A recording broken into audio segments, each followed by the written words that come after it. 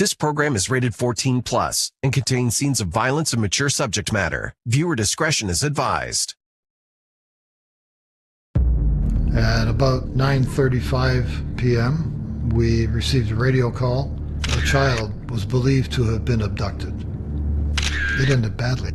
This person, this phantom, has come and taken a child and done something horrific to them, and we don't know who they are. You would have some very good leads. This guy is a good suspect. He lived in the neighborhood. They knew the family. We got his DNA. That was submitted to the forensic science people. They had criminal records of sexual assault and kidnapping. And the results didn't come back. There was no match. We eliminated at least 50 to 60 people by DNA. It was dead end after dead end after dead end. They never forgot. That was the thing. They never forgot that little girl. Welcome to Crime Beat. I'm Anthony Robart. Tonight, it was a community known for its unlocked doors and kids playing in the streets until all hours. But the calm of one warm spring evening in 1971 is shattered with the feared abduction of a 6-year-old girl, an unprecedented event that forever changed the city. Here now is a million dead ends. Windsor, Ontario is at that time, a city of about 200,000 people. It's a border city because it sits right on the Detroit River. It's a working class city. The automotive industry at the time was very large. We're the Motor City of Canada. We had the Big Three here for many years. There's a lot of factories that support what the Big Three do. And because of the amount of employment that Big Three were offering, it was a big immigration point in the city. So you get this influx of people from all sorts of different backgrounds working blue-collar jobs, coming to Canada to make a better life for themselves. It was not unlike a lot of other places in the country, but where we're located made it a dead end in Ontario. So it was a transient type of city. You know, things filtered in, but to filter out, they had to go back the same way. It's not a city that they stopped in on the way somewhere else. It was a quiet town, you know, very little action going on, you know. I think back then, I think our murder rate was like 1 or 2 a year, if that. Low crime, you know. Very nice, peaceful city. May the 14th, 1971, we were working the afternoon shift in the Drouillard Road area. Drouillard Road, it's kind of east central Windsor. It's coming up now, but it was always kind of a rough and tumble neighborhood even back then, known as Ford City. This area that I worked, it at the time was called Number 8 District. It still looks the same as it ever did. There were a lot of hotels, bars. This used to be on here. The type of calls that we would get down here: bar fights, drinking complaints, assaults, car accidents, just kind of the run-of-the-mill. In May of 1971, my partner and I were working in a patrol car in the Drouillard Road area. It wasn't a really busy evening. At about 9:35 p.m., we received a radio call to attend an address on Drouillard Road where a child was believed to have been abducted. I had only been on the police force for 5 years, so for the number of calls that I had taken, it was an unusual call.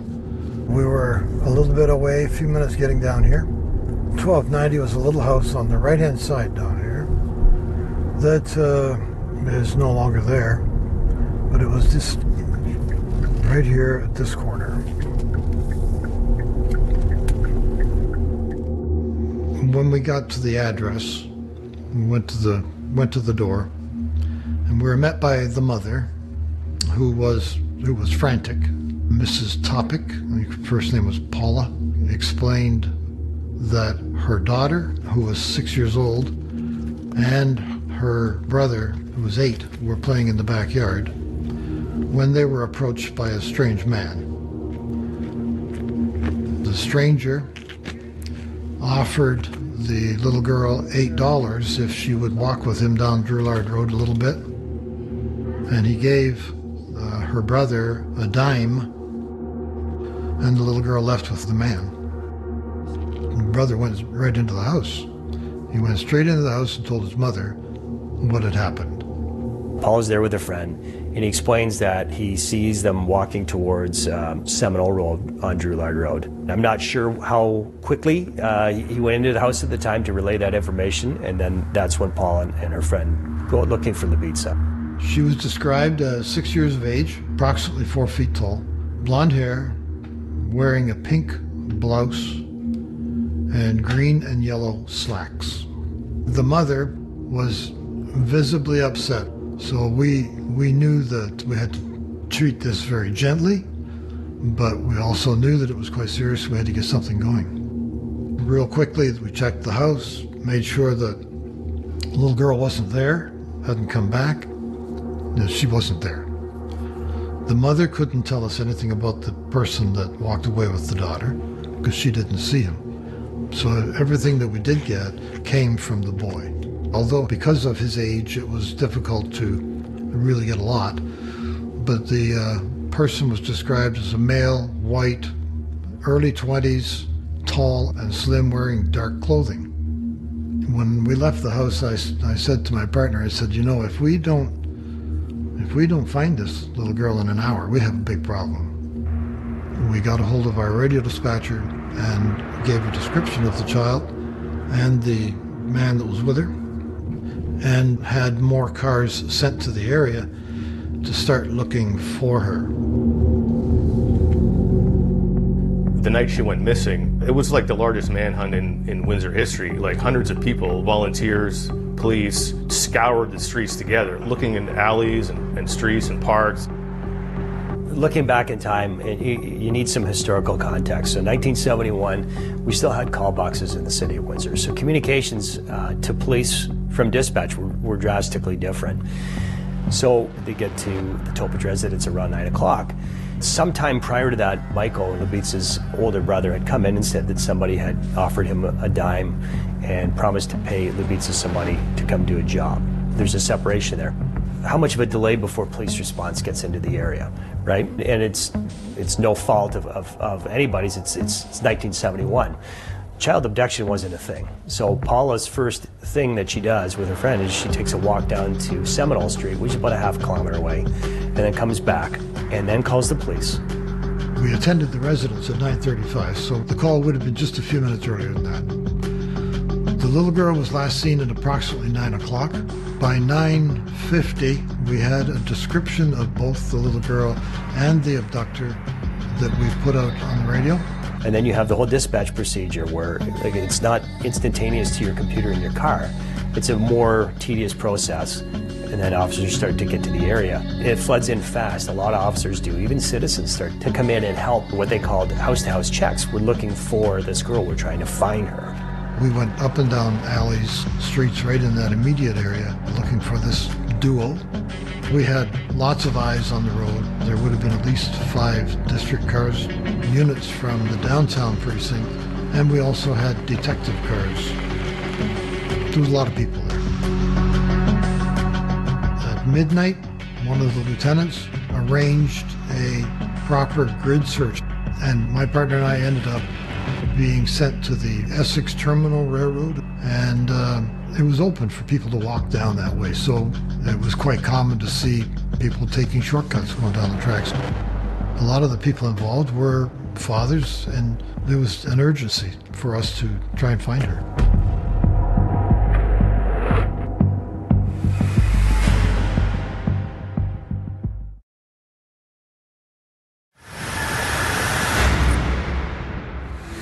Welcome back.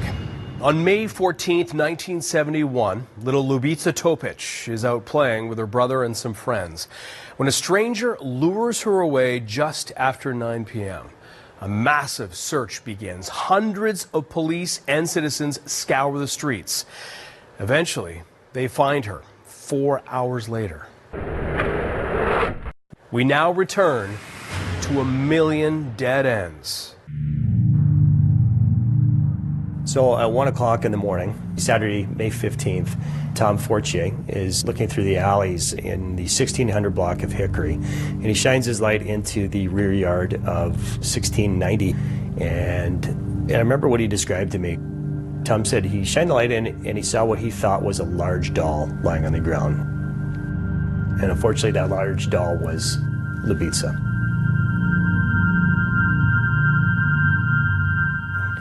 He was taken aback. You think it's a doll, and then as you get closer, and you realize that no, this is not a doll. This is the 6-year-old girl that we've been looking for, and she's been very badly injured, severely beaten, like a very high level of violence and aggression. It was evident on scene that this was a sexually motivated crime. She was sexually assaulted.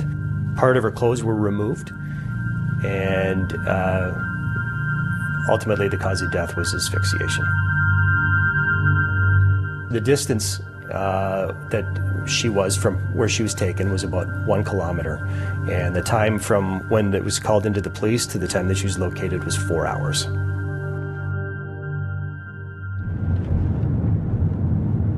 At 1:20 a.m. on the 15th, we were picked up at the railroad tracks and taken to a location on Hickory Road, and learned that the little girl had been found deceased in the backyard off of the alley. It was dark. Lighting in the area where she was found wasn't the best. The streets have got lights, but the alleys don't. There were a lot of officers there, a lot of plainclothes detectives were there, and there was a cameraman there. There was an ident unit there. When looking at the crime scene photographs, a lot of them were blurry. And the old policeman told me that the forensic officer that took the pictures had a huge family. He had 12 kids. And he was so affected by the scene that his hands were shaking. So you can imagine what the scene looked like. We drove back to the precinct. It was pretty quiet. Being a young father at that time myself, it kind of struck home. We felt that we had done everything we could. We had got our own officers out as quick as we could, but unfortunately, it ended badly.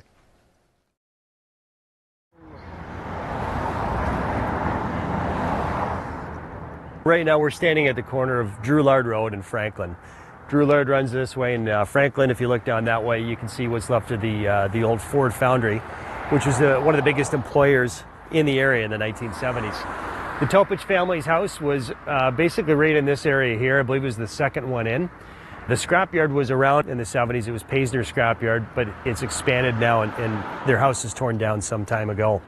There was an employee that worked at the gate at the Ford foundry, and he remembers looking through the window of his office and seeing somebody, a male, dressed in black, crouched down across the street outside the cafe. And he was looking towards where the kids were playing. He was described around 20 or early 20s or so. The next 2, 3, 4 days a week, we were all looking for a tall, slim guy that wore dark clothing. It seemed like everybody was tall, dark, white male and wearing dark clothing. The description was not odd, put it that way. It was very close to a lot of people. And so we were jumping on anything we could because we wanted to get this taken care of and solved. We have had many calls come in this weekend, and as a matter of fact, we have interviewed as many as 38 people as of yesterday. Anytime that we came across anyone like that even kind of remotely looked like it might be, we would talk to them, get their information, and submit it to the investigating detectives. That happened quite a bit over the next days and weeks. But it seemed like it came to a dead end. We'd written stories over time, just updates, police still looking for the killer, we want tips, there's the rewards.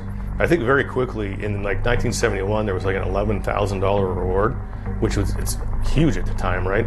Our best witness is Michael. The information that he provided is the information that seemed to be the genesis of a suspect or person of interest profile. A very early composite. It was done by a person I don't think had any forensic training when it comes to creating composites. But he sat down with Michael and they drew up a simple sketch. It didn't have a ton of detail to it. A white male with a thin face. There's suggestions of potentially light brown to straw blonde hair. But steps taken in the 1970s out of desperation, like, we need to find this person. Like, they recognized the need to find this person. You're trying to get a description out of an 8-year-old boy who's your best witness, presenting them lineups of people who looks like the person. And I feel bad for Michael because of how much he was put through with this, paraded through so many lineups. Just please show us somebody who looked like the person who took your sister. I can't imagine the amount of trauma that poor boy went through trying to identify the person responsible. I can't imagine. There was very limited other information. We uncovered a report where there was a neighbor said she observed Lubitsa walking with an individual a few blocks away, like in between where she was abducted and where she was found. Not a whole lot of information was gleaned from that. There were kids that were playing in the area, but they never saw anybody actually walk off with her. I think everybody figured that it was a stranger to town. It was very unusual, and it was shocking at the time. It is something that not normally happens here. When this happened in 1971, it was a level of fear in this city that people who grew up at that time still remember it. Like, it was completely different. Their lives changed. Everybody was on high alert, where this person, this phantom, has come and taken a child and done something horrific to them. And we don't know who they are.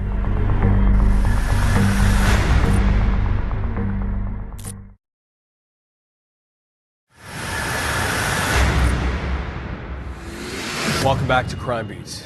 The murder of 6-year-old Lubitsa Topic devastated her family and left Windsor residents shocked, enraged, and fearful.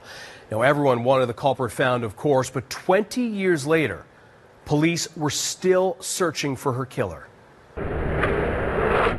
We now return to a million dead ends.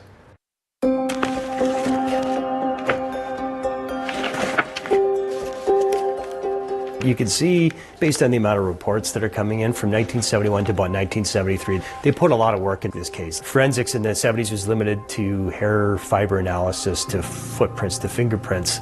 Really, the only tests available at that time were for blood identification, semen identification, and potential hair identification. Obviously, we have her clothing, and there were things like sticks and bushes that were actually seized from the area. She had a tooth broken out, and there was a thread with blood on it. Intimate items that came from the victim herself that were collected at autopsy. They were examined for the presence of semen. And there were various hairs that were looked at to determine what type of hair they were, but not necessarily being able to source them. You could identify that there may have been blood present, but not who it might have come from. There was a pubic hair present on some of the items collected from the victim.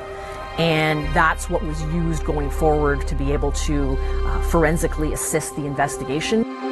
This particular case underwent some of the early DNA testing that took place in the mid to late 90s. We were able to develop a DNA profile from that pubic hair, and that's what was used going forward to be able to compare individuals and eliminate them as the source of that. So we develop a profile in the 1990s of who we think is responsible for this crime. And that's when Ken Luxford and Glenn Hardstone dig back into this case.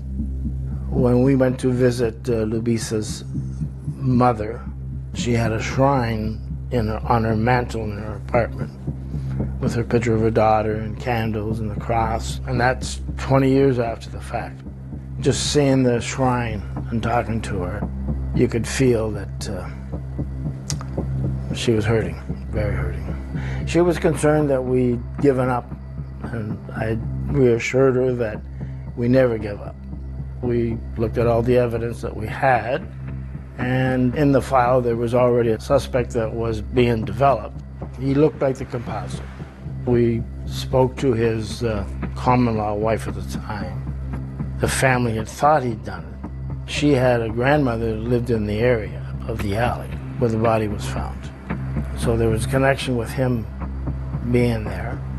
Looking at his criminal records past, we noticed that he was always involved with younger girls, sexual assaults, and the trail had gone from Windsor to Toronto to Winnipeg. In Winnipeg, apparently there was sexual assault, and he did time there. And then after that, he went to Vancouver, where he eventually stabbed the girl that he was living with, and he was doing time in prison. This guy is a good suspect, and we just needed the DNA to match to prove it. I went to Abbotsford, BC, with a forensic officer, and we got his DNA. That was submitted to the forensic science people. Then it come back, there was no match.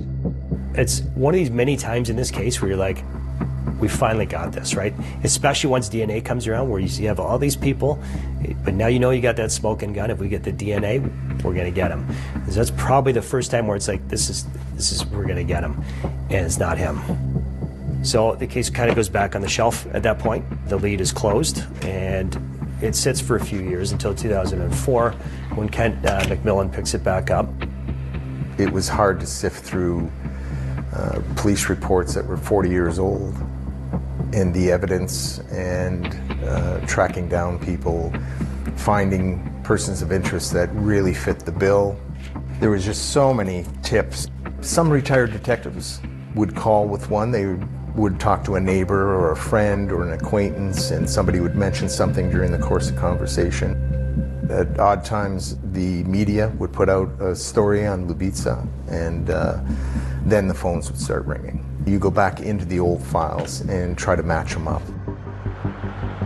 In the statements that we reviewed, the brother was told to play for a while the abductor took Lubitsa away. But he immediately went into the house, informed his mother and aunt, who immediately came out of the house, headed southbound on Drouillard to Seminole Street, which is the first main crossing there. By that time, Lubitsa was not in sight, so we figured it made sense that he cut west, either through a house or on Metcalfe Street to the first alley, stayed in the alley, then cut over to Hickory when he thought it was safe. We're currently in the 1600 block of Hickory Road, and behind me approximately, we had a witness sitting on his front porch, witnessed the suspect dragging a young girl who was crying southbound on the sidewalk. He went in to grab a cold drink. When he came out, he looked for them. He looked north and south, and when he looked south, they were already gone. So we figured that the suspect took her into the rear of the house where she was found.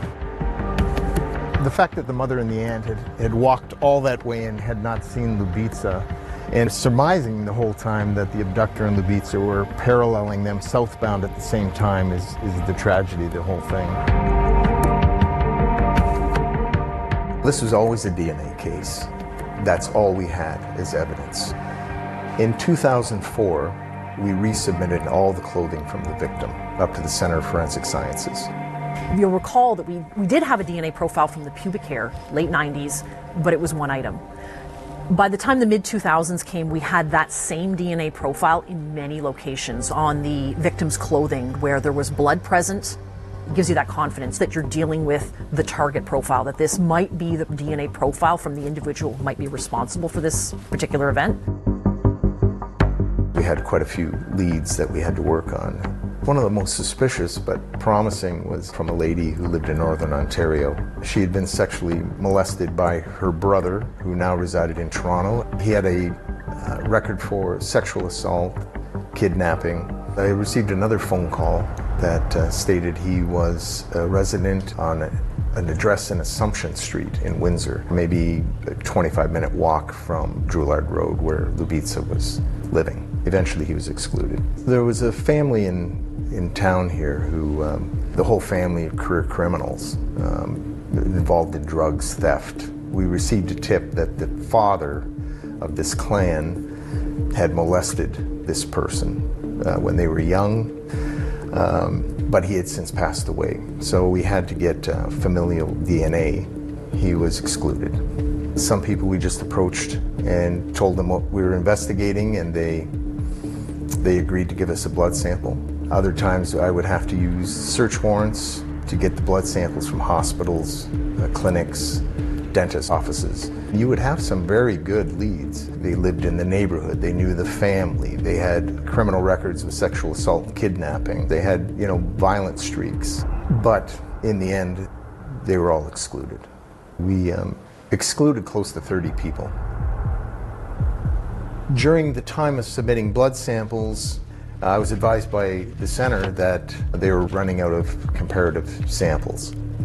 I arranged for a meeting up at the center, and I begged that they go over it one more time. And thank God they found more samples of semen on the clothing and that they were suitable for comparison. So it gave us more hope that we're going to be able to solve this.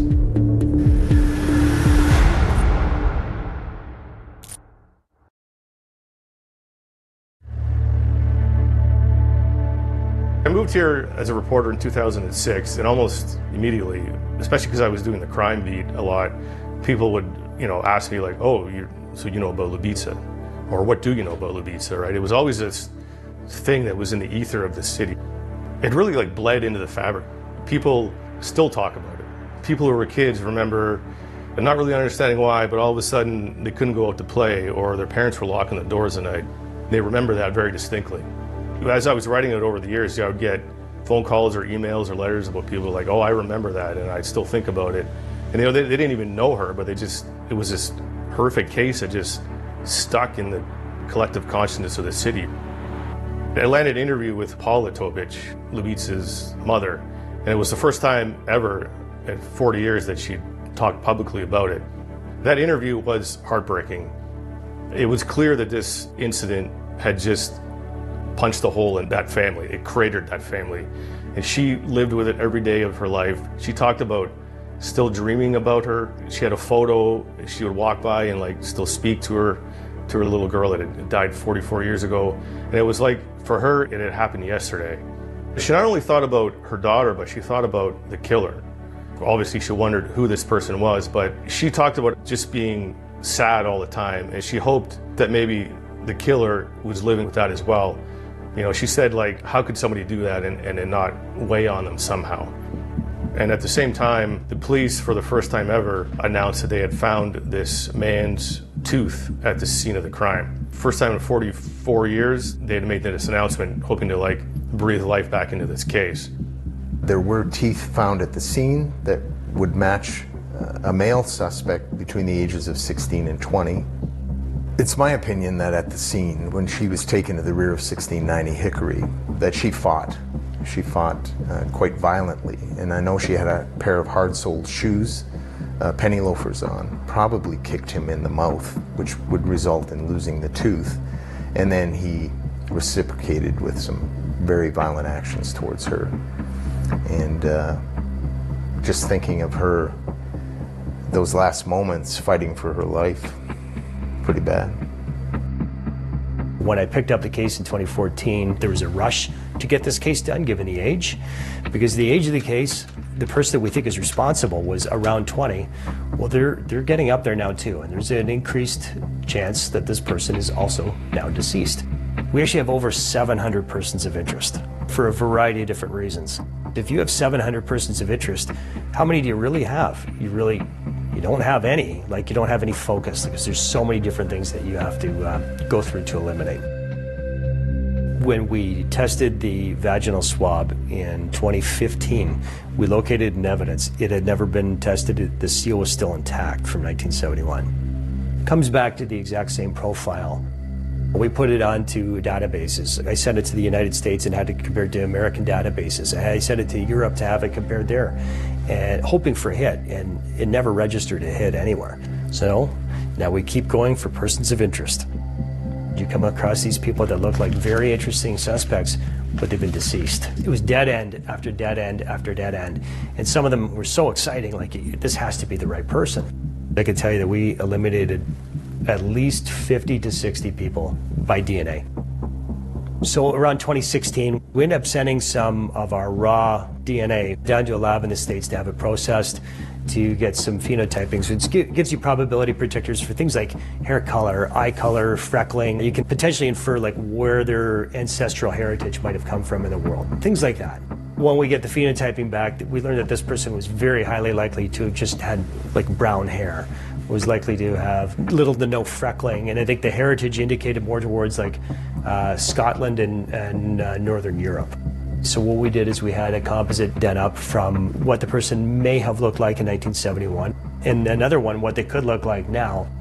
We actually released those to the public. Is this triggering anybody? No leads were ever developed, and it just seems to be another dead end. The Golden State Killer case went unsolved for 43 years. So in 2018, Golden State Killer has just broken, and they've used investigative genetic genealogy. There are a variety of different ancestry type databases in the United States where you can upload your DNA and you discover people who share DNA with you. The way investigative genetic genealogy works is you take the suspect's DNA and you put it onto a public website and you get matches back, which means that those people are genetically matched with the suspect. And so if you build those people's family trees, the suspect will be on their family trees. It'll show how many centimorgans the match shares with the suspect's DNA. And the higher the centimorgans, the closer the relationship. And so you can estimate that the person might be a second cousin to third cousin, or fourth cousin to third cousin once removed. When that kit gets set up, we do come back with 4 people that shared some DNA. There was more to varying degrees, but you could see different levels of shared centimorgans between these individuals and the person who killed Libica. So now we want to find out more about these people and build family trees around their families. If they're, let's say, a second cousin, you have to build at least 3 generations up and then come down 3 generations. So there's a lot of people to look through. We eventually came down to 2 suspects that lived in Windsor, 2 blocks from the scene, approximately the right age, and genetically looked like it would be in the right level on the family tree chart.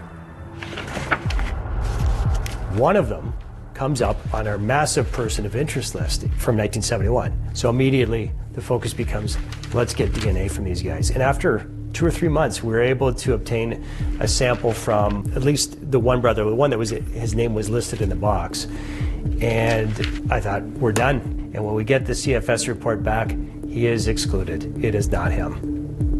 In June of 2019, I was fortunate to meet Steve Kramer, who was with the FBI at the time, and worked on the Golden State Killer case. He facilitated getting our DNA profile onto Family Tree DNA. We're the first Canadian law enforcement kit that Family Tree DNA accepted. And I remember I was actually out for a jog, and my phone goes, it's the day or 2 after we've uploaded it, and it's Steve Kramer. He's already looked at our kit. He says, hey, you've got a second cousin. I'm in heaven. I mean, a second cousin, it's like, this is awesome. And it turns out that his grandmother's brother was married to someone else in the tree. So now we know it's a descendant of this couple. They had a son and a daughter. The daughter had one son who lived in Windsor at the time, still lives in Windsor, but based on lifestyle, really didn't expect this person to be the person responsible. The son from that intersection had 3 boys. So when you look at it, we have 5 people, including the father of the 3 boys, that could have potentially committed this crime. There are 3 of those individuals that are living. 2 of them are deceased.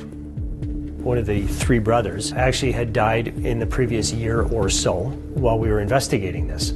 So I was fortunate because the focus we have was 2 individuals. One was this deceased brother, and the other was his half-brother.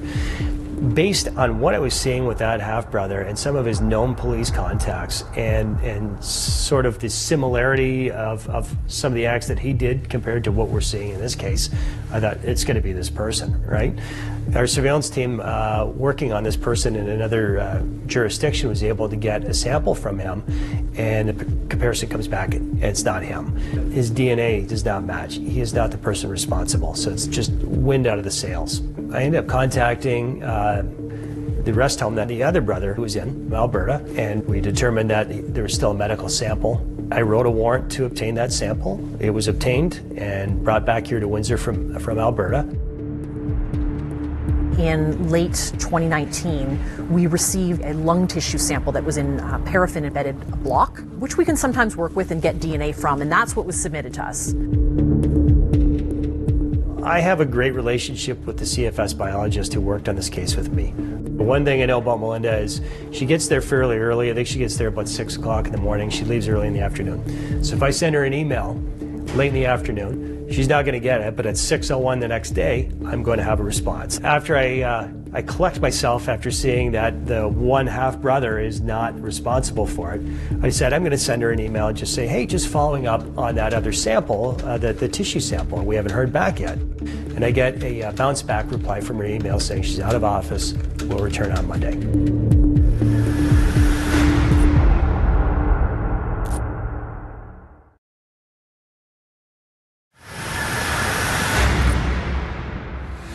Welcome back to Crime Beat. After nearly 5 decades, 700 suspects, and countless dead ends, police think they found Lubitsa's killer. But will the DNA results prove them right this time?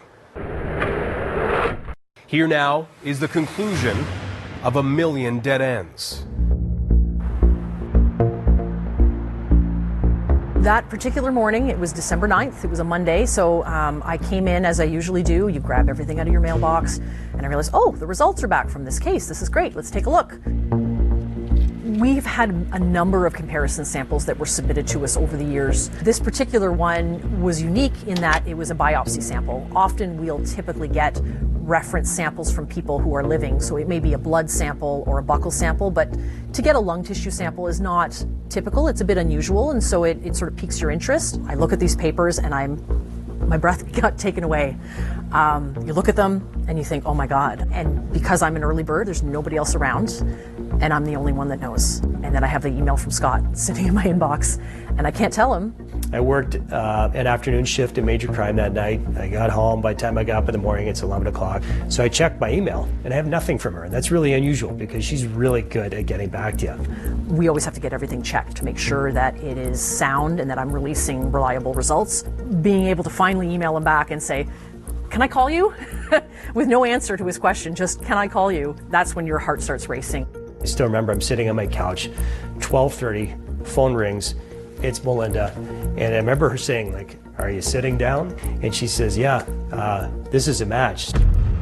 All those profiles you've been generating since the mid-90s, and they're the same. This matches. A wave of emotion hits me. I've been working this for 5 years. Kent McMillan, 8 years. Luxford and Hartstone put a couple years on this. All these guys, dating back to 1971, who have carried this case on. And for the first time in 48 years, you've identified the person, which is what you wanted. But now it's all these extra steps like, okay, we've got to let the family know. Then you pull up in front of the house and you know the family's all waiting in there and like, oh my God. Paula absolutely understood what I was telling her. It's not happiness because it's still the death of Lubitsa, but the fact that there's finally some resolution, there's a relief in that family that it was not somebody that they knew. Over the past 48 years, we've continued to search for answers in this case. As of Monday, December 9th, 2019, that search is now over. It was a very emotional press conference. The detectives that had worked on it, even in the last few years, there was ones there that were right from the beginning. There wasn't a dry eye in the house. You could tell those officers, it meant a lot to them. And several of them said, like, this is the defining moment of my career. We got a lot of letters saying, like, I've always wondered, thank God they finally found out who did this. I'm just glad this person's not still out there.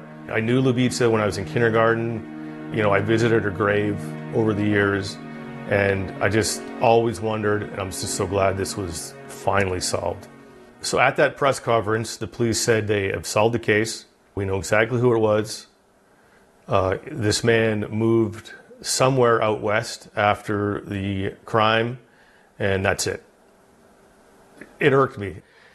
So they made this big show about, after all this time, finally solving this case. We know who it was, closure for the family, closure for the community, except there wasn't closure because they refused to say who it was.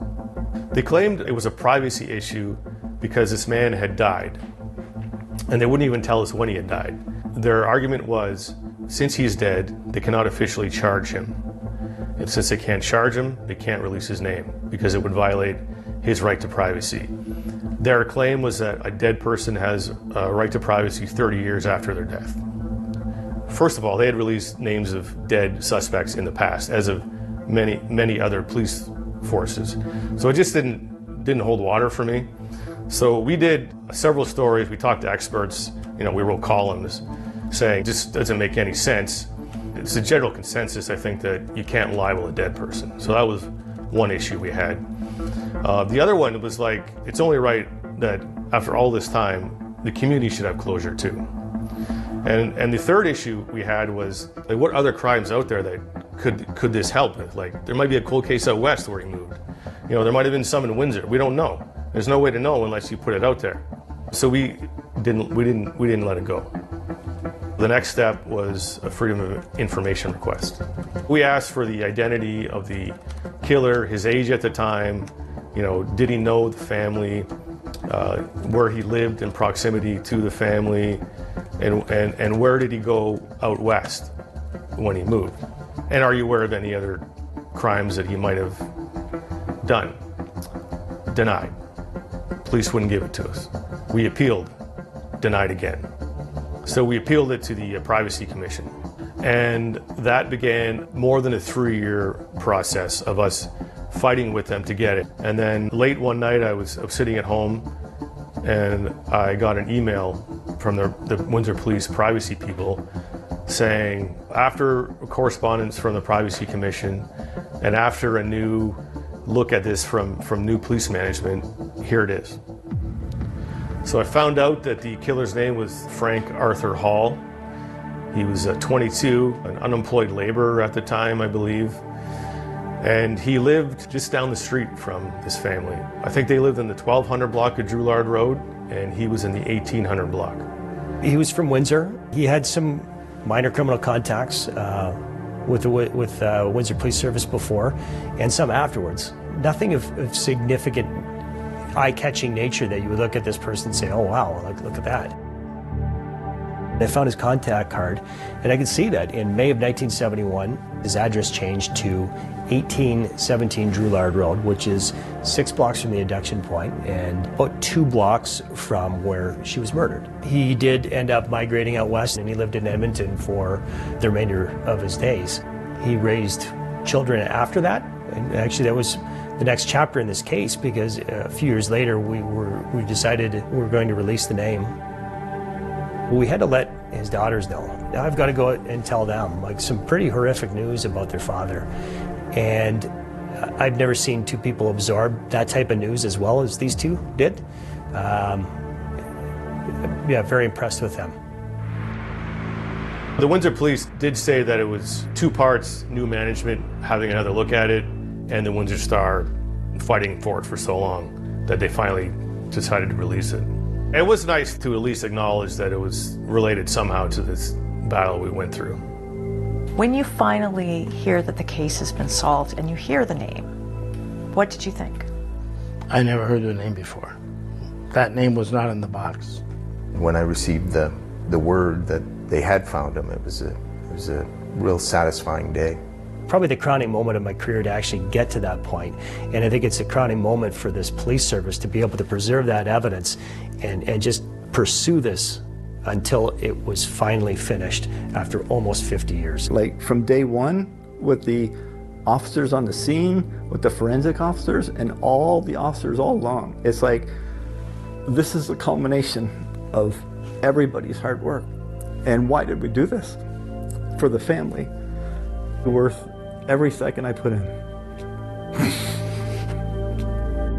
You know, you have this picture of this young girl walking away, holding hands with this monster who's about to take her life, and her brother kind of watching, not really understanding what was happening.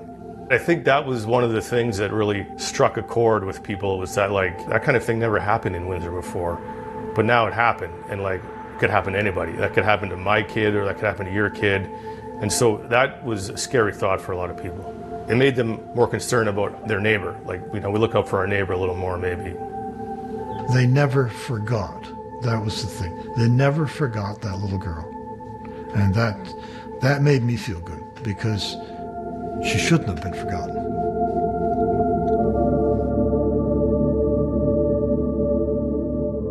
Though Lubitsa's family declined to speak with us on camera for this episode, they did tell us about the shadow they lived under following her death. With Frank Hall dead, they will never know why. But they are immensely grateful to the Windsor Police Service for never giving up.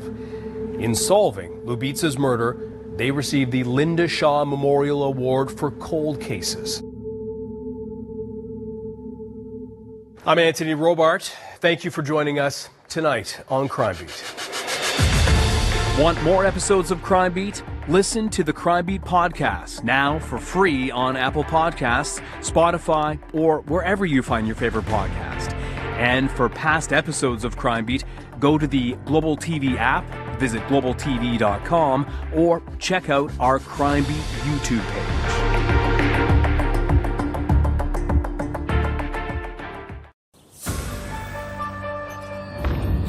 My husband come flying around the corner in our car, and I just said, "Is she dead?"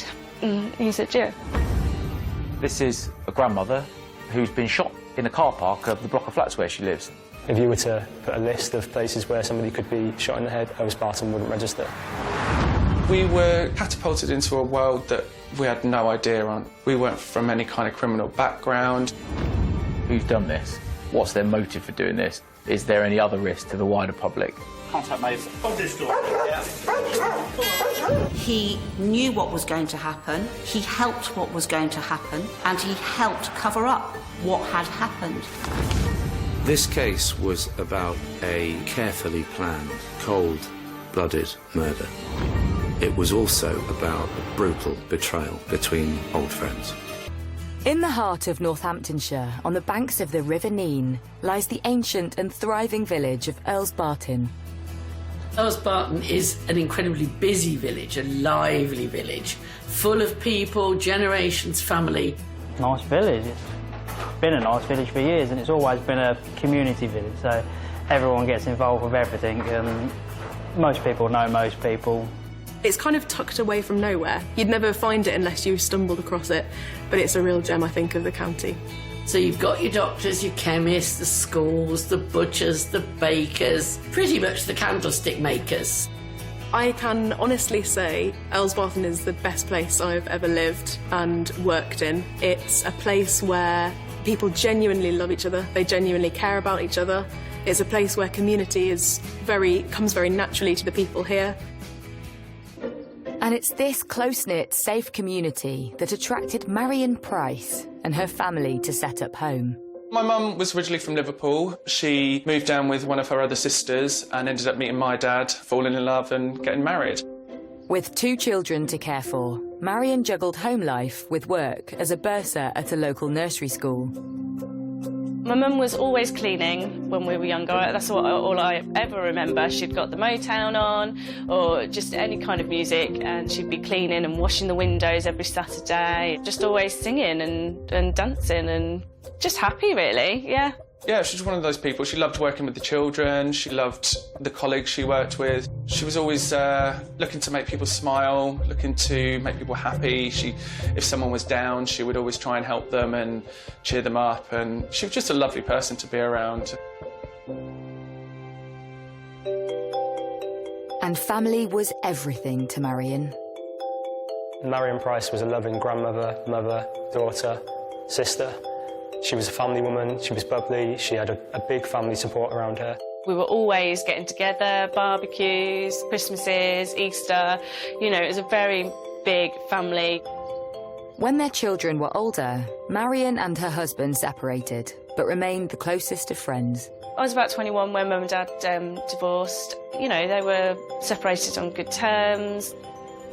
In their divorce settlement, basically my mum kept the house and my dad kept the land on the side, and he eventually built the house and ended up living next door to my mum for quite a while. So yeah, it was very amicable between my mum and my dad. Despite having her family around her, as the years passed, Marion felt something was missing. So when my mum and dad parted ways, she was a bit of a lost soul for a while, and you know, she was sort of missing that family setup. She was looking to spend her days with somebody, go on holiday with somebody, you know, sort of grow old with somebody that she could have fun with, which I think, you know, that's all anybody wants, isn't it? Like to either be looked after or just have a companion. I mean, she's got her friends and obviously us, but you go home on your own at the end of the day, don't you? So I suggested online dating. You know, she went on a few dates and then she met Michael Reader.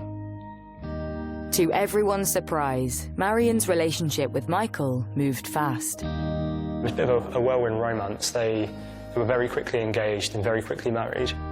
And she was just like, no, I'm certain. She was, you know, he makes me laugh, he's funny, and she was happy. After a few years married, the relationship ran its course and the couple separated. And by December 2019, Marion was excitedly making plans to spend Christmas with son Gary. So I was speaking to my mum a lot on the phone, and she was just really excited to come down for Christmas and see our brand new house, really. But 10 days before Christmas, life for everyone was to change forever. Got a phone call off my friend who lives in the same block of flats as my mum. She said, you know, that your mum's car windows are smashed in. And then she'd gone back outside to look into the car and then saw my mum. She said, your mum's unconscious, I think you need to get round here. I was at home, off work, and my partner was working, but he came home about 4 o'clock, and so we were just having a couple of drinks, celebrating a few days off together, and I think it was about 8 o'clock, I got a phone call from my sister, and she was crying, and my face immediately dropped, and I was like, what's wrong? And she told me that Mum's been attacked. Tony's husband, Scott, immediately dashed to the scene to check on Marion. My husband came flying around the corner in our car, and then he said, get in the car. He started driving to the hospital, and I just said, is she dead? And he said, yeah.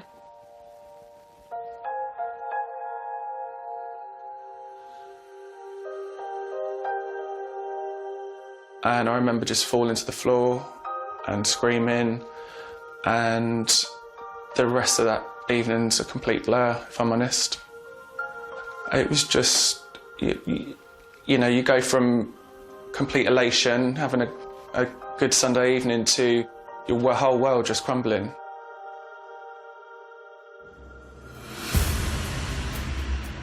I was on call this weekend. It was a Sunday night. I remember it really well, actually. It was about sort of 8 o'clock time. The first call was just, right, we've got a lady in a car in a quiet little village outside a block of flats. Windows have all been put in, and we think she's got a significant head injury. So I got in the car and I drove to the scene immediately, really. I knew it was one that I'd have to go to. On arrival in Earls Barton, the true horror of the scene before him unfolded. Driving to the States, Christmas lights up everywhere. The victim's car, Marion's car, with the window smashed. The scenes of crime manager has seen Marion and assessed the scene. He said to me, look, this looks like a firearms discharge. Police immediately launch a murder investigation. Earls Barton is one of the last places in Northamptonshire that you'd imagine something like this happening. If you were to put a list of places where somebody could be shot in the head, Earls Barton wouldn't register. In the quaint village of Earls Barton, Northamptonshire police have just launched a murder investigation after 63-year-old grandmother Marion Price was found dead in her car. It was confirmed by our family liaison officer that she died from a single shotgun wound to the head through her car door. I mean, she hadn't even taken her seatbelt off, and she was shot through the window. The majority of the murders we deal with most recently have been knife-related, knife crime or drunken incidents that are just accidents that have happened and have ended in tragedy. This was somebody's actually shot her through the window of her car. It was extraordinary. She just isn't the type of victim that you'd expect a gun crime incident to have occurred for. She had no enemies, you know. It was just a far cry from the world that we're all from. You know, I mean, we don't know anyone with guns, we don't know criminals of that level. Like, it was all too much to take in. It was horrendous. This is a grandmother who's been shot in a car park of the block of flats where she lives. Who's done this? What's their motive for doing this? Is there any other risk to the wider public? Immediately, police seal off the village, sending shockwaves throughout the community.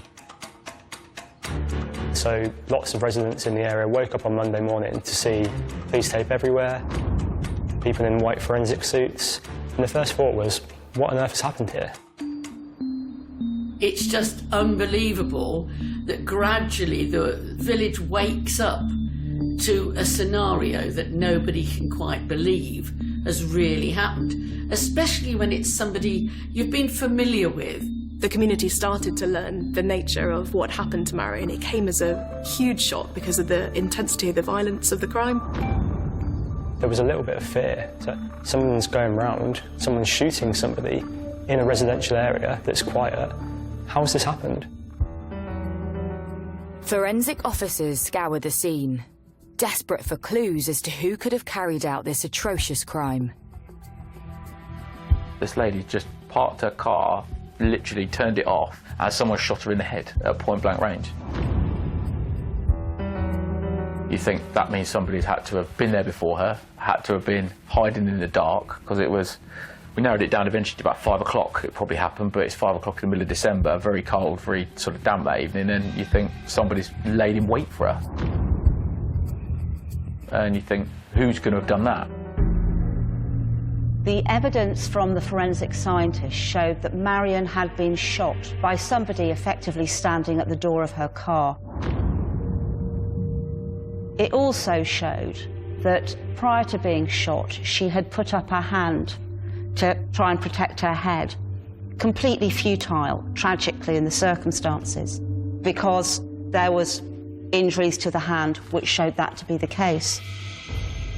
Police established that on the morning of the 15th of December, Marion had visited her sister to get her hair done.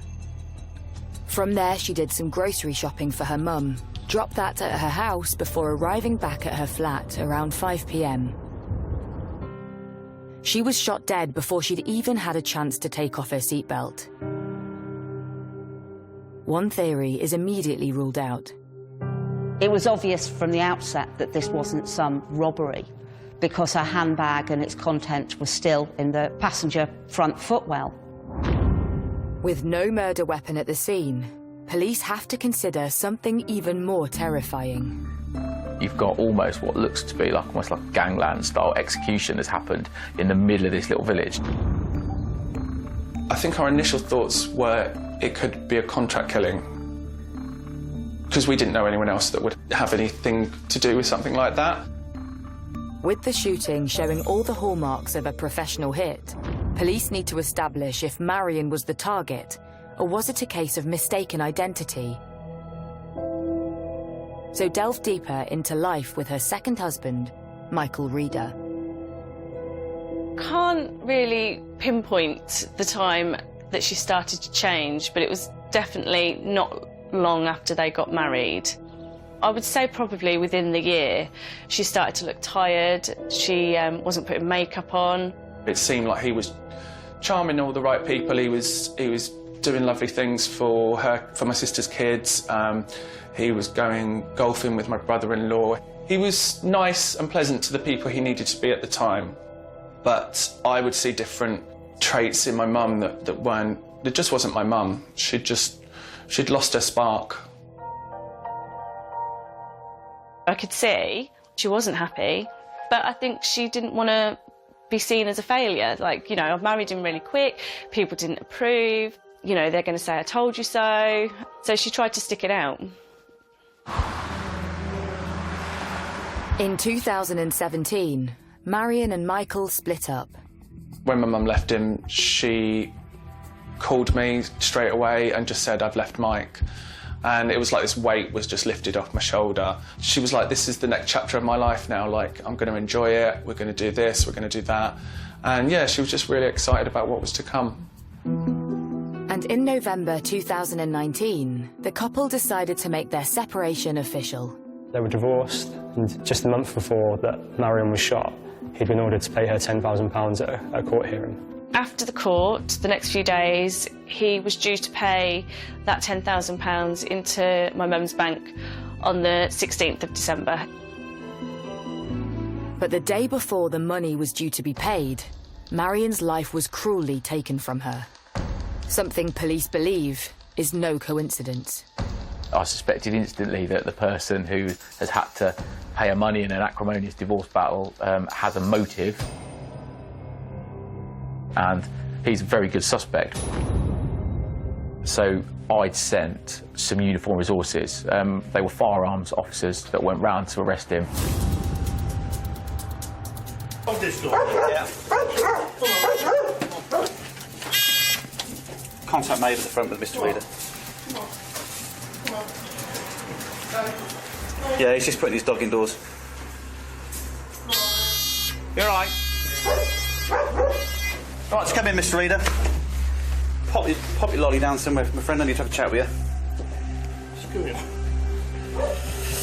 He opened the door, still holding an ice cream in his hand, when the officers said that his ex-wife had been found dead. At this moment in time, I'm arresting you on suspicion of murder of your ex-partner. You do not have to say anything. Name your defence. You're not meant to bring questions. Something straight line of court, and you do say may be given evidence. Your arrest is necessary for a prompt investigation to that offence and to secure evidence. Do you understand that? Put your hands on that for me. Yeah, what are you running in the house? You are. When we've heard that he'd been arrested, we all were relieved. So it was a big, huge sigh of relief that he'd been arrested.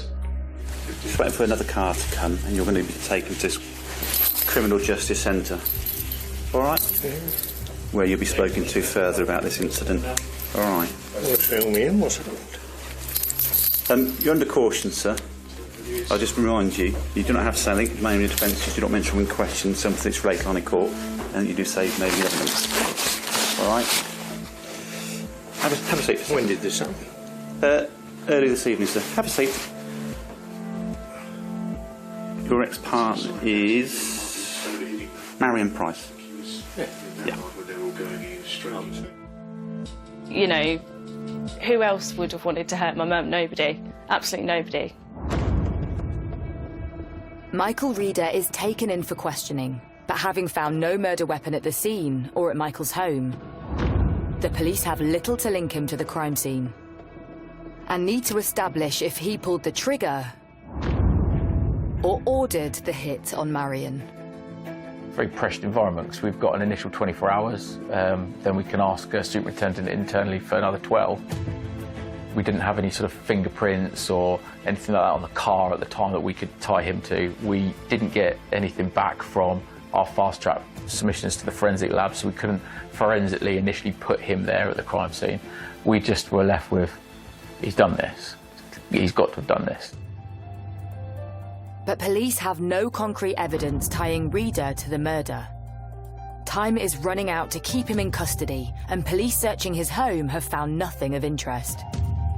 Couldn't find a mobile phone for him, which is unusual. I know he was sort of late 60s at the time, but everyone has a mobile phone.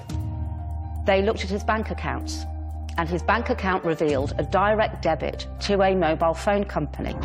The police don't need the handset in order to get the information they need from a mobile phone.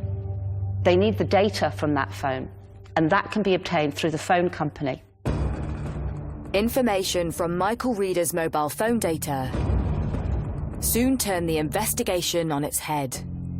So we get this call data. He's got a monthly contract phone. This is the number of it, and these are all the people he's called. And his top contact is somebody called Stephen Welch. And he's in contact with this guy all the time. Literally, it's 90% of his calls are backwards and forwards Stephen Welch. So you're thinking, right, Stephen Welch is somebody who's of definite interest to us. So who is Stephen Welch? And what is his link to Michael Reader? And what does he know about the brutal killing of Marion? Michael Reeder's best friend was a man named Stephen Welch. They'd known each other for decades. They played snooker 7 days a week. They even went round and had sort of family parties together. They were almost like brothers. Reeder and Welch went back years. I recall that, as far as Stephen was concerned, they'd met when they were probably in their 20s. So they'd known each other for about 40 years. And they'd met in the local motor trade. It was almost as if he was attracted to Reeder like a moth to a flame. He looked on Reeder really as an older brother. Reeder was about 10 years older. Reeder had the nice house, the E-type Jag, the snooker table. Stephen didn't really have anybody. So I sent some cops down a couple of days in to go and speak to Stephen Welch. Find out, is he a suspect, is he a witness? What do you know about Michael Reeder? What do you know about where he was? After persistent knocking, his flatmate answered. And his flatmate sort of like, oh no, I dropped him off the airport. Welch's flatmate reveals he flew to Alicante just hours after Marion was shot dead. Immediately, police get a warrant to search his address. And finally, there's a breakthrough. We found a phone that turned out to be Michael Reeder's phone on his bedside cabinet. And we found a tracking device inside the glove box of his car. They could then establish in the course of their investigation that the tracking device, which has a SIM card, just like a mobile phone, had been placed on Marion's car. He had been tracking his ex-wife the course of the past year. In Northampton, officers investigating the shooting of grandmother Marion Price have arrested 70-year-old Michael Reeder on suspicion of murder. I'm arresting you on suspicion of murder. What? In the house. What? You are. But now they have another man in their sights, his friend Stephen Welch, who appears to have fled to Spain on the night of the murder. So he's raised to suspect status because I think that this is somebody that's helped Michael Reeder do this because of the calls, backwards and forwards, and calls on the day of the offence, the days leading up to offence. They're in constant contact. So I thought, right, Michael Reeder has done this. He needed some help. This is the man that's helped him. When we found out there was a second suspect, it just opened up so many other questions as to why that person would want to be involved. Why has he been drawn into this horrendous plan? But while searching 61-year-old Welch's home, not only have police found Reeder's mobile phone, they've discovered a tracking device, which very quickly reveals some startling information. What we started to understand is that Michael Reeder's phone was in contact with a tracking device for a period of about a year. Marion's car and the tracking device are in the same places at the same time. So we know the tracking device has been in the vicinity of Earls Barn, where she lives. The discovery of the tracker device in Stephen Welch's car and the linking of that tracker device to Michael Reeder's phone showed that this was a man who was obsessed with where his ex-wife was and what she was doing. It is not a normal thing in the aftermath of even the most antagonistic of divorces for an ex-husband to put a tracker device on his ex-wife's car. But he did. Whenever Michael Reeder wanted to work out where Marion was, he would send a text or call the number that was effectively on this tracker, and he'd be sent a location, and he could then map out where she was at what time of day. I mean, when you find out someone's been tracking your mum, it's just another level of disgust. Like, you just can't believe or understand why someone would want to do that. Just sickening, absolutely sickening that he'd been stalking my mum for so long. And just devastated, absolutely heartbroken that my mum was even involved in a situation like this. Like, it shouldn't have happened. Police still need to establish what Welch's involvement might have been.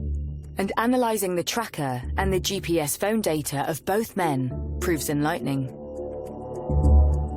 Every 5 to 7 days, the tracker sent a text message to Michael Reeder's phone, telling him the battery was low.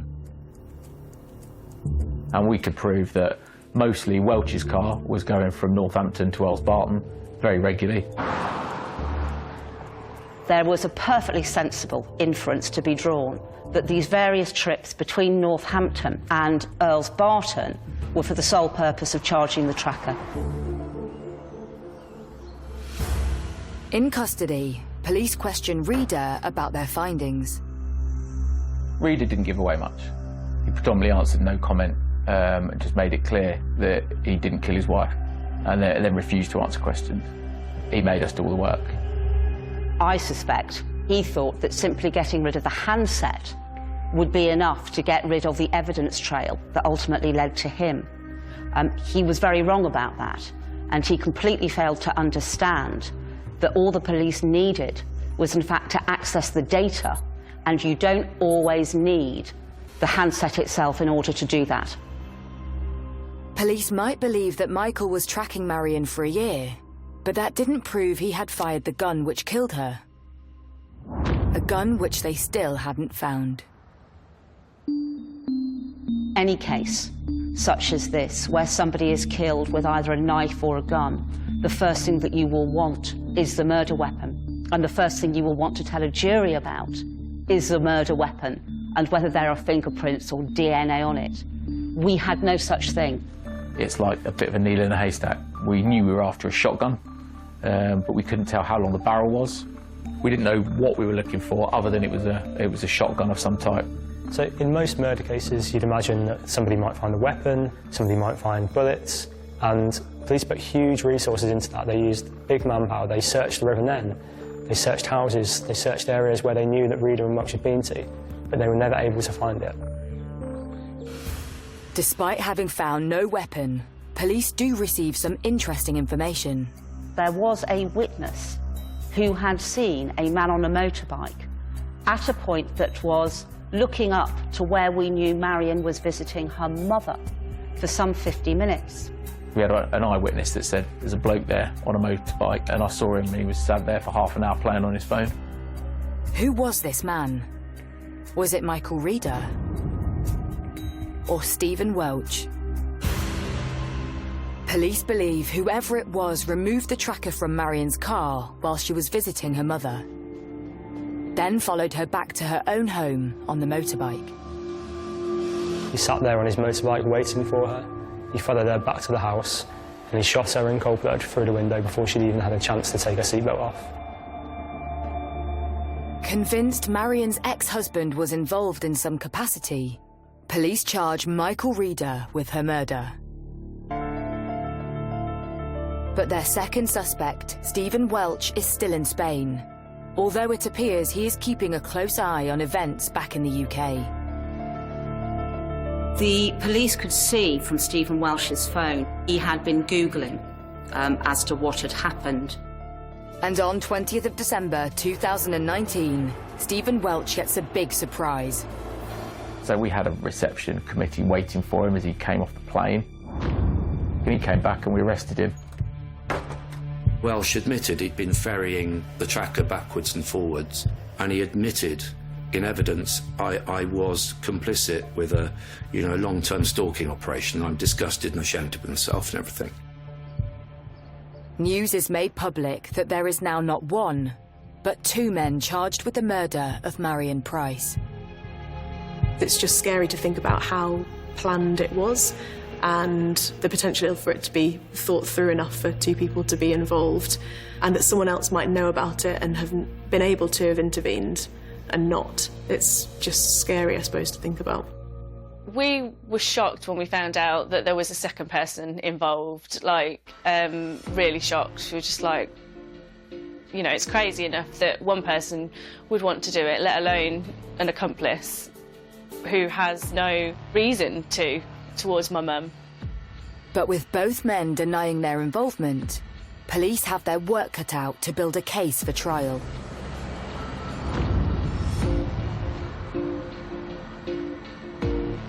Seeing Reeder in court for the first time, I remember my heart racing, just pounding. I just felt sick when he walked in the room, but I just didn't want to show any emotion at all. As the trial begins at Northampton Crown Court, the prosecution needs to lay out its case as to who pulled the trigger. And it very quickly becomes clear that one man has an ace up his sleeve.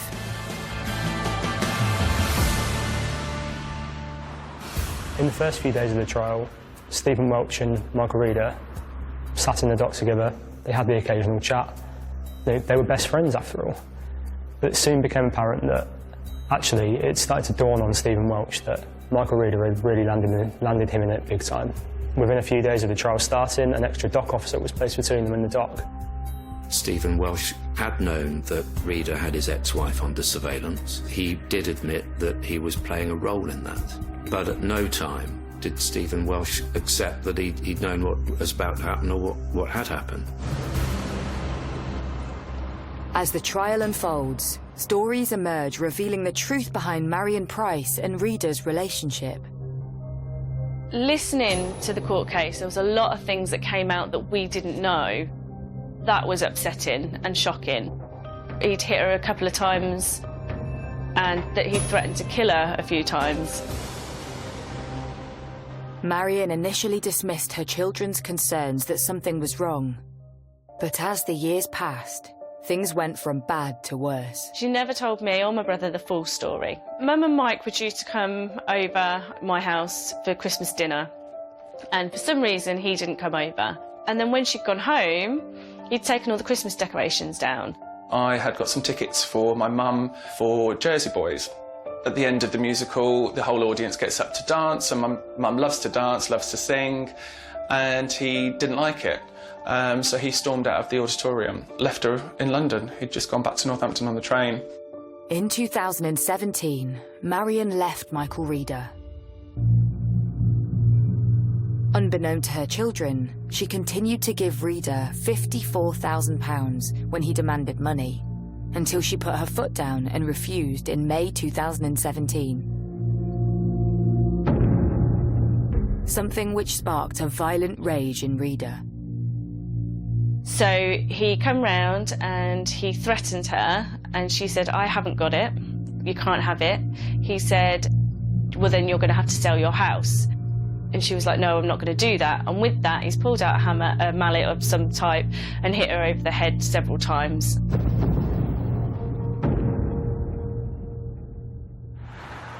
Marion was taken to hospital, where she had stitches for a head wound and treatment for a broken finger.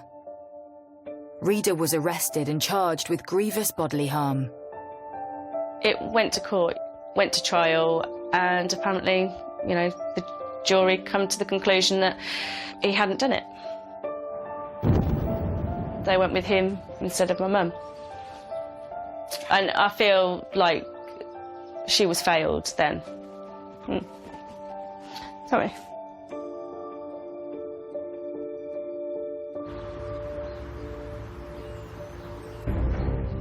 He managed to convince a jury on the first occasion that went in front of a court that it was an accident, that he'd tried to push her away and she banged her head on a doorpost, and that's how she broke her head and fingers. He'd managed to convince people that he hadn't done something, and he got away with it. But having been cleared of attacking Marion in the past, he now stands accused of her murder. Reader, on day one in court, day one of him giving evidence, he walked in and he thought he'd charmed the jury into believing his side of the story, that somebody else did it, it was nothing to do with him. He was so confident that he could get away with it that he thought he'd planned the perfect murder. Having convinced a jury of his innocence once before, could Michael Reader once again walk away an innocent man? At Northampton Crown Court, Michael Reader and his best friend Stephen Welch are standing trial for the murder of Reader's ex-wife, Marion Price. We never found the motorbike. We never found the firearm. They planned this really well. From the outset, my concern was that Reader had not only planned to kill his wife, and he planned to get away with it, but he'd planned a fall guy by using Stephen Welch as that fall guy. The court hears how in November 2018, Michael Reader bought a tracking device and burner phone in order to start keeping tabs on Marion, something which the prosecution believe turned into a bigger plan. What started off as stalking her to understand who she was with and where she was and whether she had a boyfriend and what she was doing with her money to help him with his divorce turned into the ideal method of tracking her so that he could kill her eventually. And after being ordered to pay Marion £10,000 in a divorce settlement, Reader snapped. When she came in and told me about it, and she was, you know, upbeat, she was pleased that it had all gone through and it was done. But there was just a niggle, there was just something that made me think that it wasn't all over. Reader was full of hate. He couldn't get his head around why Marion would leave him. He couldn't live with the fact that she'd left him, walked away, carried on with her life, had a family that loved her.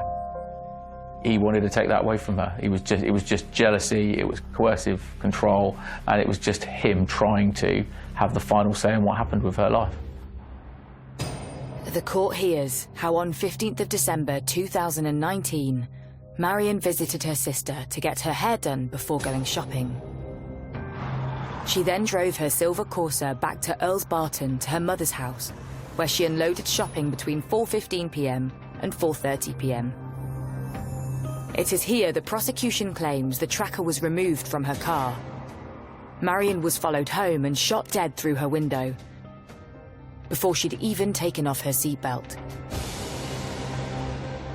But who actually pulled the trigger? Reader's defence was he had nothing to do with the murder. He accepted he was sort of directing what he referred to as a surveillance operation on his ex-wife, using Stephen to do that. What he didn't accept was ever travelling to Earls Barton himself.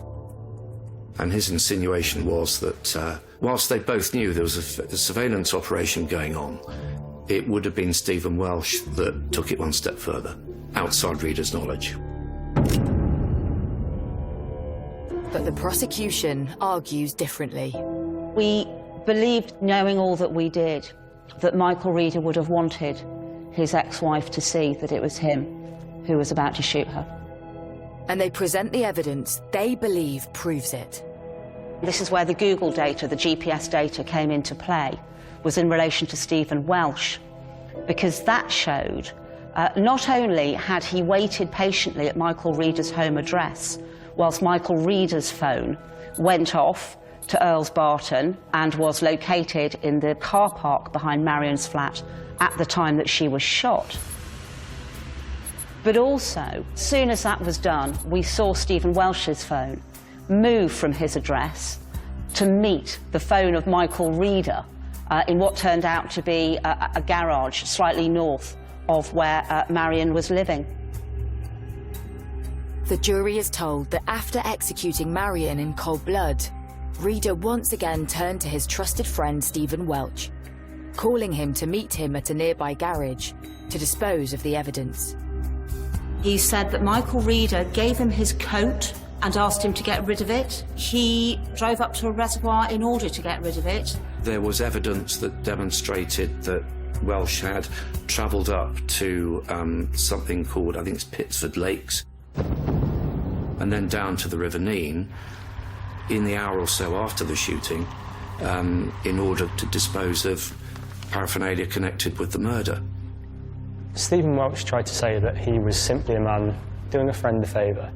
He said he had no idea what had happened, yet he had been asked to dispose of clothes without asking any questions. He'd been asked to meet Michael Reader at quite a rural location without asking any questions.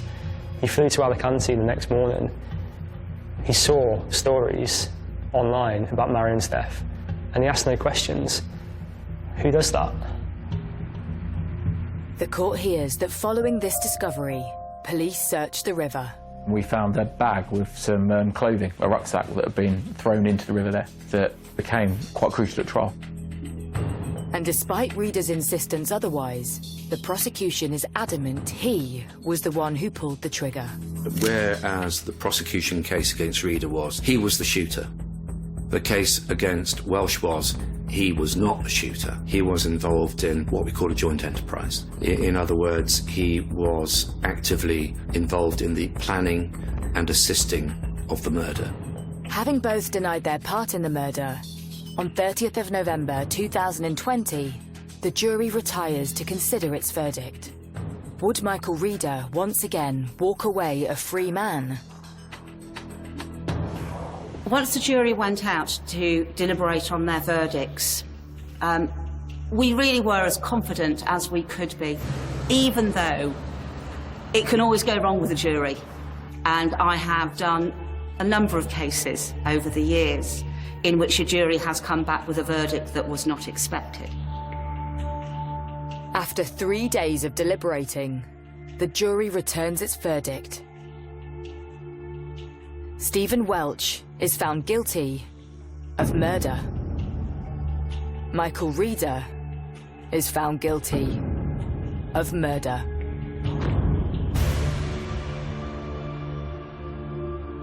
So we sat there in the court and they said guilty, and I just looked down and just started crying. Relief, you know, we've got justice for my mum. You don't feel like there's anything to celebrate when the verdict comes in. It's very sad all round. You know, we've lost our mum. Their families have lost someone in their family to prison, and it's just there's just no one wins in that situation. No one comes out any the better.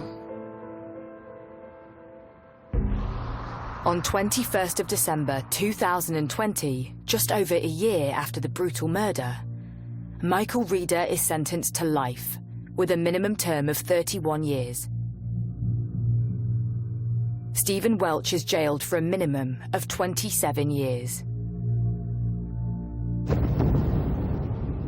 We were pleased with the sentencing, and the judge's sentencing remarks were great. She knew what they'd done. She sentenced them accordingly. It sends a message that this behaviour, that in this county you're not going to get away with that sort of thing. I'm sure that will be something the family will take heart in.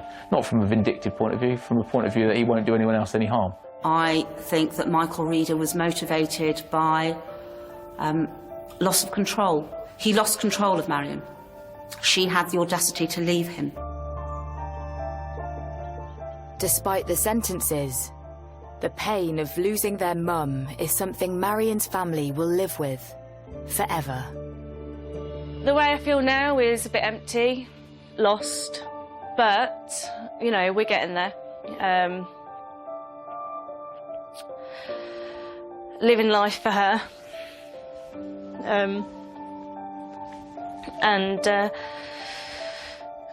Just, we're not going to let it break us, or, you know, we're going to be happy, and I still sing around the kitchen and clean. Not as much as she cleans, but, you know, I'm trying. And we're getting together and we're making memories with the boys, and we just talk about her all the time. When I think about my mum and our memories, they're always happy memories. They're always filled with a lot of laughter, a lot of fun, just having a good time. My memories are very happy times, and that's something that can't be taken away.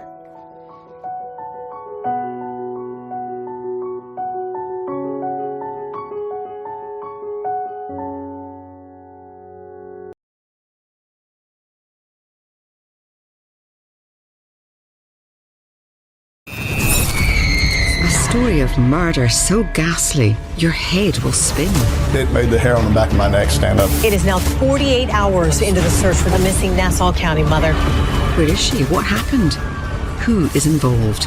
Everything in my body told me something horrible had happened to her. A grisly crime scene. There was blood everywhere. Tells a story of unimaginable violence. It was beyond shocking. The search for the killer unravels a twisted tale of deadly secrets. Every time you think you know the truth, you find out something else. Who is the killer? A co-worker? She was mysterious in every way imaginable. An ex-boyfriend? She described him as very violent. I didn't have no one to do with it being missing. Or ex-husband? She's in the middle of a custody battle. Find out as we uncover the unbelievable truth full of lies, deadly secrets, twists, turns, and murder. It was just lies after lies and secrets after secrets. The tangled web was unraveling. Video surveillance shows a dark, shadowy figure walking to the dumpster with huge bags. We've been in the landfill searching for any body parts. It made me feel sick. A killer's stunning revelation. I've been working from the FBI for over 25 years. I can honestly tell you no one saw that coming. It really goes to show how far someone is willing to go to keep a secret. A secret to die for.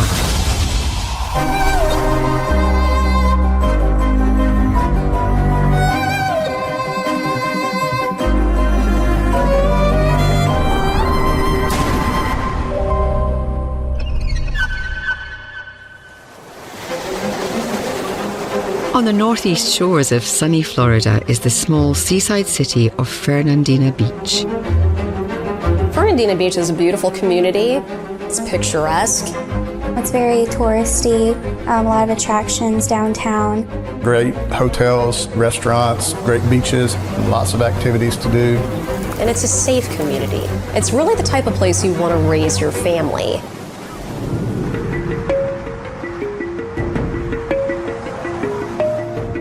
Jennifer Siebert recently relocated to Fernandina Beach to be with her family. She had moved here to take care of an elderly mother who was not in good health. By all accounts, she was a good person. She was doing the very best she could. She was a hairstylist. And she was looking for a job. Jennifer manages to attain a stylist position at Tangles, a busy hair salon located only a few minutes away from the beach. Tangles was bright and fun. When you walk in, you just got a big greeting from everybody that was there. It was just a very inviting, welcoming place. When Jennifer first went to work at Tangles, she was well liked by her coworkers. She comes across as someone who's very happy and helpful. She was willing to do extra chores around the shop and help out. Which is a relief to 34-year-old Jolene Cummings, the salon's top stylist. Jolene had a lot of clientele. She's very well known. She's been there approximately 6 years. And she just absolutely loved it. She was my best friend. When we were younger, we would sit in front of the mirror for hours just doing our hair. It was crazy. I'd be done and she'd still be doing their hair. She was determined. And she always wanted to be the best. No matter what she was doing, she wanted to be the best. She has 3 children. She's working constantly to help provide for the kids. So when Jennifer started at the hair salon, Jolene was relieved. Because Jolene was working so much, this new person came in and gave her a break. Jolene was so impressed with her and liked her so much and thought she did such a good job of doing extra things. She actually asked the owner, said, I don't know what you're paying her, but you should pay her a little more.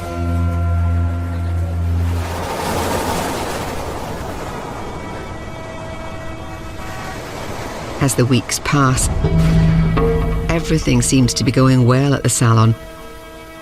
But Jolene and her co-workers begin to notice some very odd things about the new stylist.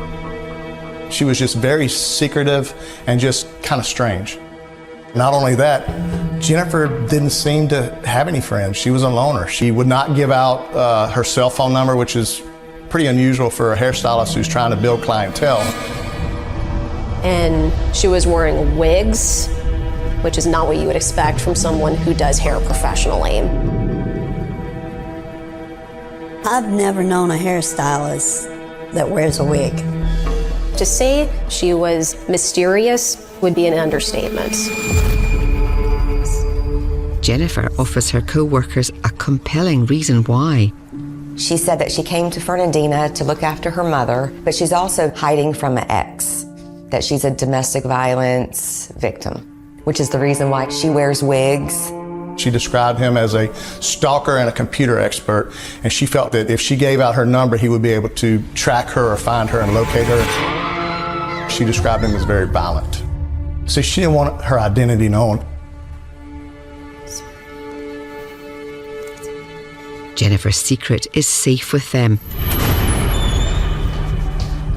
But little do they know how far she's willing to go to ensure she's never found. There was a gym in Fernandina Beach that she was a member of. She was spending hours on end at the gym. Jennifer's very obsessed with her weight, staying in shape. She tries to stay fit. Jennifer isn't the only person at the salon with a complicated personal life. Jolene was in the process of divorcing her husband, Jason Cummings. They had joint custody of their children. There was disagreements. It was a struggle. I was one-on-one with her through this entire process for her going through the divorce, and she was doing everything that she needed to do. Jolene was documenting every single conversation, every pickup time, every drop-off. She wanted to make sure that everything was covered for her children. Complicating matters, Jolene is contending with another Jason in her life. Shortly after her separation from her husband, she started dating a young man by the name of Jason G. And recently, the couple have taken their relationship to the next level. Jason Gee moved in with Jolene. She saw something in this new boyfriend. But if Jolene knew everything about Jason, I don't think she would have had anything to do with him. Jason G had been keeping a secret from Jolene. He had some law enforcement issues, some criminal issues in the past, include drug issues, and he had an active arrest warrant for a violation of probation. And he was keeping that from her. If Jolene's ex-husband finds out, it could potentially jeopardise her custody battle. Her biggest fear was losing her children. What Jolene doesn't know is that her domestic issues may be the least of her problems.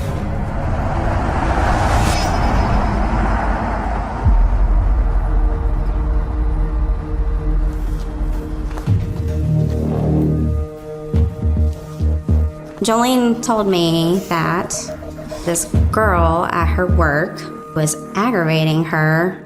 Several weeks after Jennifer went to work at the salon, there was an incident where Jolene was just absolutely slammed. She had a full clientele, there was a lot of stuff going on, and she was hoping that Jennifer would help. Can you help that customer? I'm busy. Jennifer just sat over in the corner playing on her phone and just refused to help Jolene. It was not normal for her to do that. There was another incident where Jolene had a client and she was in the middle of styling her hair. It was very busy in the shop, and another customer came in to buy a gift card. Hey, customers at the cash. They want a gift card. No, they're closer. Oh my God. There was a lot of tension between Jolene and Jennifer. Jolene can't figure out why the relationship is deteriorating. But there are deadly secrets hiding just below the surface. Who is this person? It just seemed like everybody was protecting some kind of secret and some kind of lie.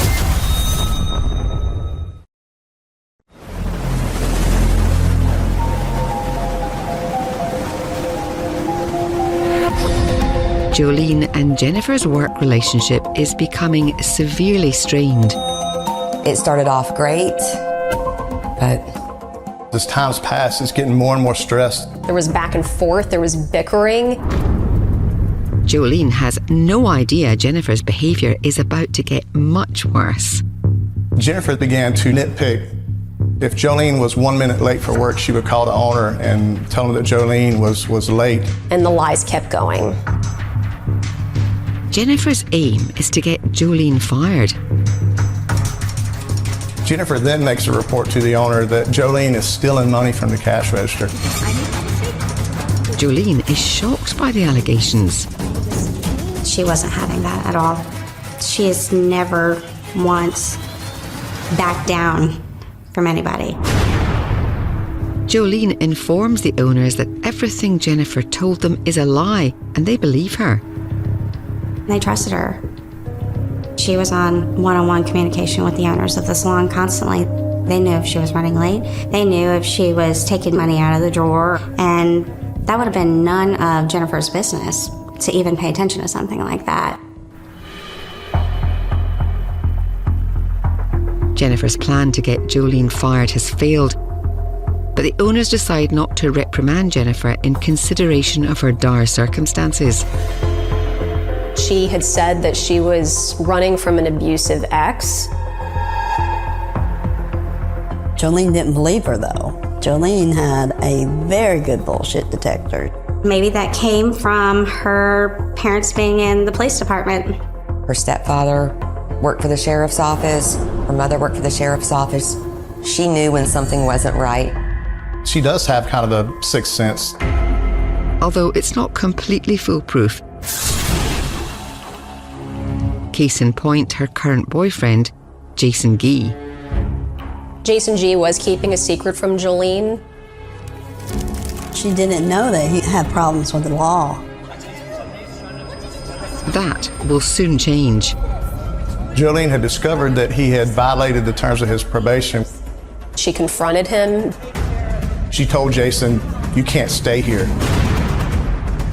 She was concerned about him staying at her house with an active arrest warrant because she did not want that to weigh negatively on her custody battle with her ex-husband. Jason became very upset, enraged. There was a large fight, there was yelling, there was screaming, and it frightened the neighbors. So much so, they end up calling 911. But unfortunately, by the time patrol officers got there, Jason had fled.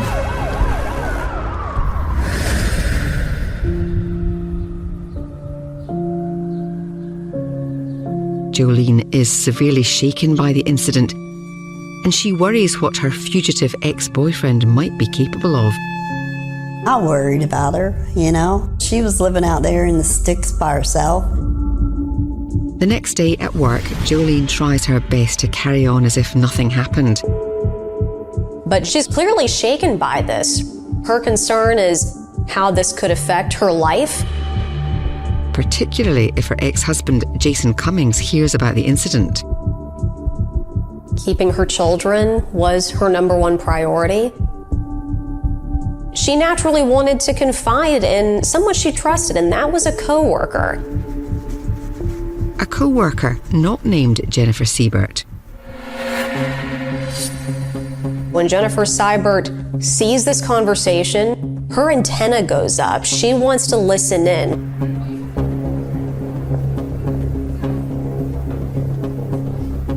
Jennifer is kind of walking towards trying to eavesdrop. So Jolene asked her colleague to step towards the back of the salon so that she can talk to her privately. And as she does so, Jennifer continues to follow and try to listen on the conversation. Excuse me? Are you eavesdropping in on my conversation? She's not one to sit there and let her business out and about to somebody she doesn't want to know about it. So there was a big blow up. She yells at her, "I don't like you. Go away, you are fake." Jennifer's response is, "What do you mean I'm fake?" It leads to an intense argument. It got so heated that the coworker had to intervene.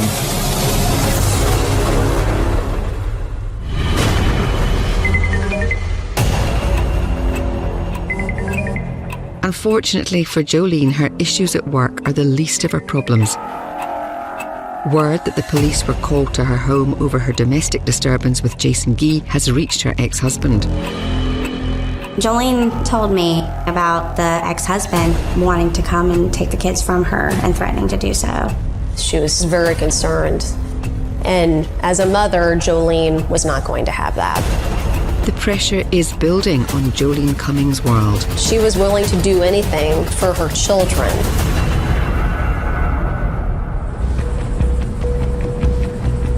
It's Saturday, May the 12th, and the salon is hopping. Mother's Day was the next day, so you had all the mothers coming in and getting their hair done for their events, and then you also had prom. So that was a very big money day for Jolene. And for the owners, it's all hands on deck, which means Jennifer Siebert is also helping out. The first time I met Jennifer was when I went in there that day. Are you excited for prom? I had decided to get my hair done by Jolene for my senior prom. Jolene mentioned that she's looking forward to the next day.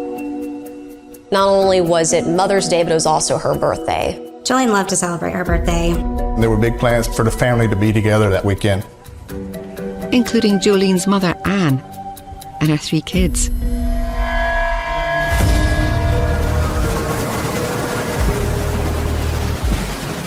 But the next day, while Anne is preparing for the party, she receives a distressing phone call from Jason Cummings. Jolene and Jason Cummings had a normal meeting place at a grocery store in the town of Hilliard, Florida. She didn't show up. This was out of the ordinary for her not to show up to get her children. Jolene is also not responding to Jason or her mother's calls and texts. And they were very concerned. Even her best friend is unable to reach her. I called her, but Jolene never called me back or texted me. Where is she? Where is she? Where is she?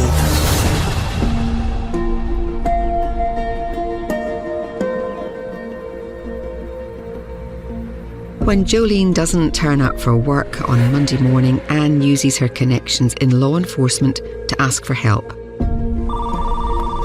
We were familiar with Ann Johnson because she's worked with the sheriff's office for years in our communications division. So when Ann Johnson reported this, we knew something serious was going on. Detective Wayne Harrington is put in charge of Jolene Cummings' missing person investigation. When I get a missing person case, there's a lot of things that we can look at to try to determine a missing person's location. We're certainly going to look at cell phone records, social media sites. We're going to look at bank records, credit card records. In Jolene's case, there was no activity on her social media pages. There was no activity on her phone. It's like she just fell off the face of the earth.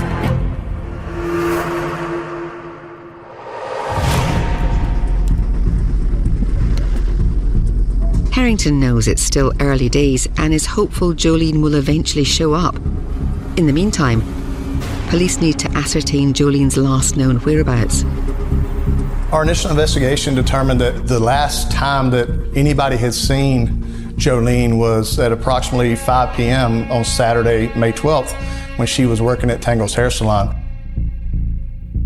I contacted the owner of Tangle's Salon and determined that the only two people that had worked on that Saturday the 12th was Jolene and co-worker Jennifer Seibert.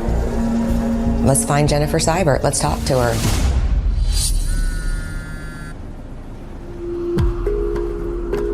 Hello? I introduced myself to her and told her that Jolene Cummings had been reported missing, and I wanted to speak to her about that.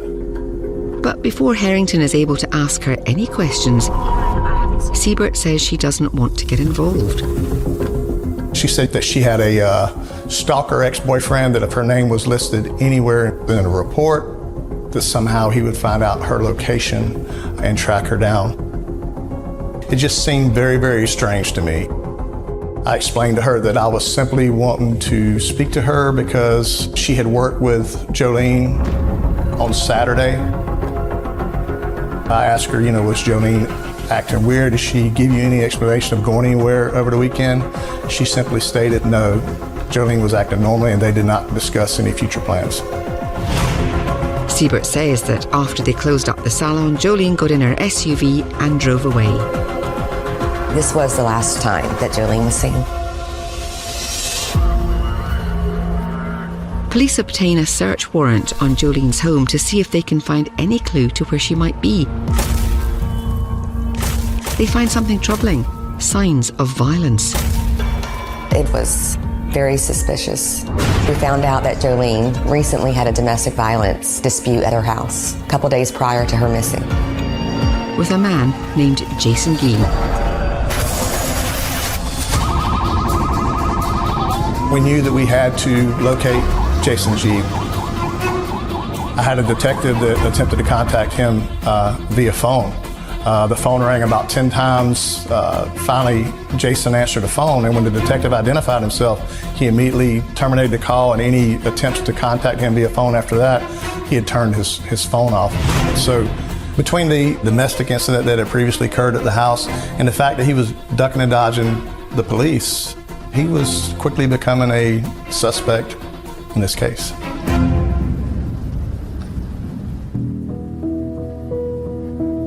Police are still hopeful Jolene will eventually turn up. They look to her family members and friends to see if they can provide anything that will help find her. I had no clue. I was just started playing off all these, different scenarios. Maybe she just needed a break because of how much stress she'd been under. Jolene was in the middle of a custody battle with Jason. She did call me about putting an injunction of protection against him because he was threatening to take the kids. We were all trying to figure out, is her soon-to-be ex-husband a person of interest? I knew that this was somebody that I needed to talk to.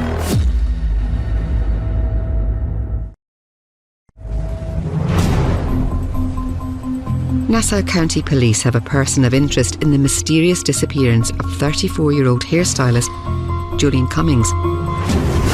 Her ex-husband, Jason Cummings. They were going through a divorce and things were getting a little messy. I made contact with Jason Cummings on the phone. He was very cooperative. He agreed to come and meet with me the next morning at the sheriff's office so that he could be interviewed. Obviously, you are a person of interest. Anytime that somebody goes missing, I understand that. He talked to me freely and openly. Is there somewhere you were at, somebody you were with, that we can go back and verify where you were at? Jason Cummings was able to give me his location throughout the weekend. If you need to search anything, I got my car out here, you're more welcome. He even allowed me to search his cell phone and allowed my crime scene unit to examine his vehicle. His alibi checked out. He was cleared as a suspect. What do you think happened to Jolene? Me personally, you asked me what I think. He said, if you're concerned that something's happened, I think the person you need to look at is her boyfriend. I got text messages from people saying he's bad news. At that point in time, we knew that we had to locate Jason G. But he was hiding from law enforcement. To find Guy, investigators will use everything at their disposal. They attempt to trace his cell phone and reach out to his friends and family to see if they know where he is. Their hard work pays off. He eventually was located at a relative's house in Hilliard, Florida. He was hiding inside the house. He had hidden underneath some cardboard boxes in a room. Guy is arrested and taken down to the Nassau County Sheriff's Office to be questioned about Jolene's disappearance. There were some things that come up during the interview that were kind of red flags that did concern me. One of which, his cell phone is missing. If I had my phone and knew exactly where it was, I would tell you. It's not the only suspicious thing that concerns Harrington. Do me a favor, hold your hands up like this. Flip them for me. You got some scratches on your wrist and everything. That raised a huge red flag. Jason G explained the injuries to his arms, that he had been scratched while he was petting or messing around with a dog. Guy also has some peculiar scratches on his back. He explained the scratches on his back as some branches when he was out in the woods. It didn't seem like a very good explanation. Investigators suspect Guy's injuries might be the handiwork of his missing ex-girlfriend. Jolene's a tough girl. She was a scrapper. But he denies he had anything to do with her disappearance. I love her. I didn't hurt her. I didn't have nothing to do with her being missing. Nothing like that. I'm going to take her away from the babies. Those babies are her world. As much as things look suspicious and bad for Jason G, he really did seem like he loved Jolene and like he was concerned that she was missing. Guy is also able to account for his whereabouts around the time Jolene went missing. We checked the alibi and he was basically eliminated as a suspect. After interviewing both Jason Cummings and Jason G, I still had no idea where Jolene was at. To help solve the mystery, the Nassau County Sheriff's Office decides to go public with the case. We created a flyer that had photographs of Jolene and also of Jolene's vehicle. And we distributed it to the local news media. It is now 48 hours into the search for Jolene Cummings, a missing Nassau County mother. Cummings was last seen leaving work at the Tankles Hair Salon on Saturday around 5 p.m. In 2018, I was a morning show reporter. It was a big story. They were asking for our help. Nassau County Sheriff's Office volunteers search for her on horseback in a wooded area in Hilliard. It was generating a lot of buzz. It was all over social media. I'd now like to ask Jolene's mother, Ann Johnson, if she would step forward. Police also enlist the help of Jolene's mother, Anne. She was spreading the word, and she desperately wanted to find Jolene. I beg you as a mother to please keep coming forward. For many in the Fernandina Beach community, it's the first time they hear the popular hairstylist is missing. It was kind of hard to fathom because I had just saw her a few days prior and everything was fine. People are talking about it like crazy. They're asking questions, they're wanting answers. The media attention around Jolene's disappearance eventually pays off. I received a phone call from someone who had claimed to have seen Jolene's car at a home improvement business a couple miles from Tangle Salon. Harrington and other officers quickly make their way to the location of Jolene's SUV, uncertain of what they will find. I didn't know what to expect. I didn't know if Jolene was going to be in the vehicle. Unfortunately, she's not. And when police examine her vehicle, they are unable to find any clues to where Jolene might be. It was looking more and more like something horrible had happened to her. Police are fearing the worst, but they need to be certain. We checked every business to see if there was any security camera footage. We were able to find a nearby bank that had some footage of when Jolene's vehicle was parked in the parking lot. And we want to know who was driving it. If Jolene is at the wheel, it might mean her disappearance is not the result of foul play. A figure exits the driver's side. It was pretty obvious to me that it was not Jolene. They're wondering, who is this person? Unfortunately, the bank surveillance video was not of good enough quality to identify that person, but I could see that the figure was walking towards a nearby gas station. We were able to pull the video surveillance from the gas station. And this time, police are able to clearly see who it is. It just made the hair on the back of my neck stand up. It was beyond shocking.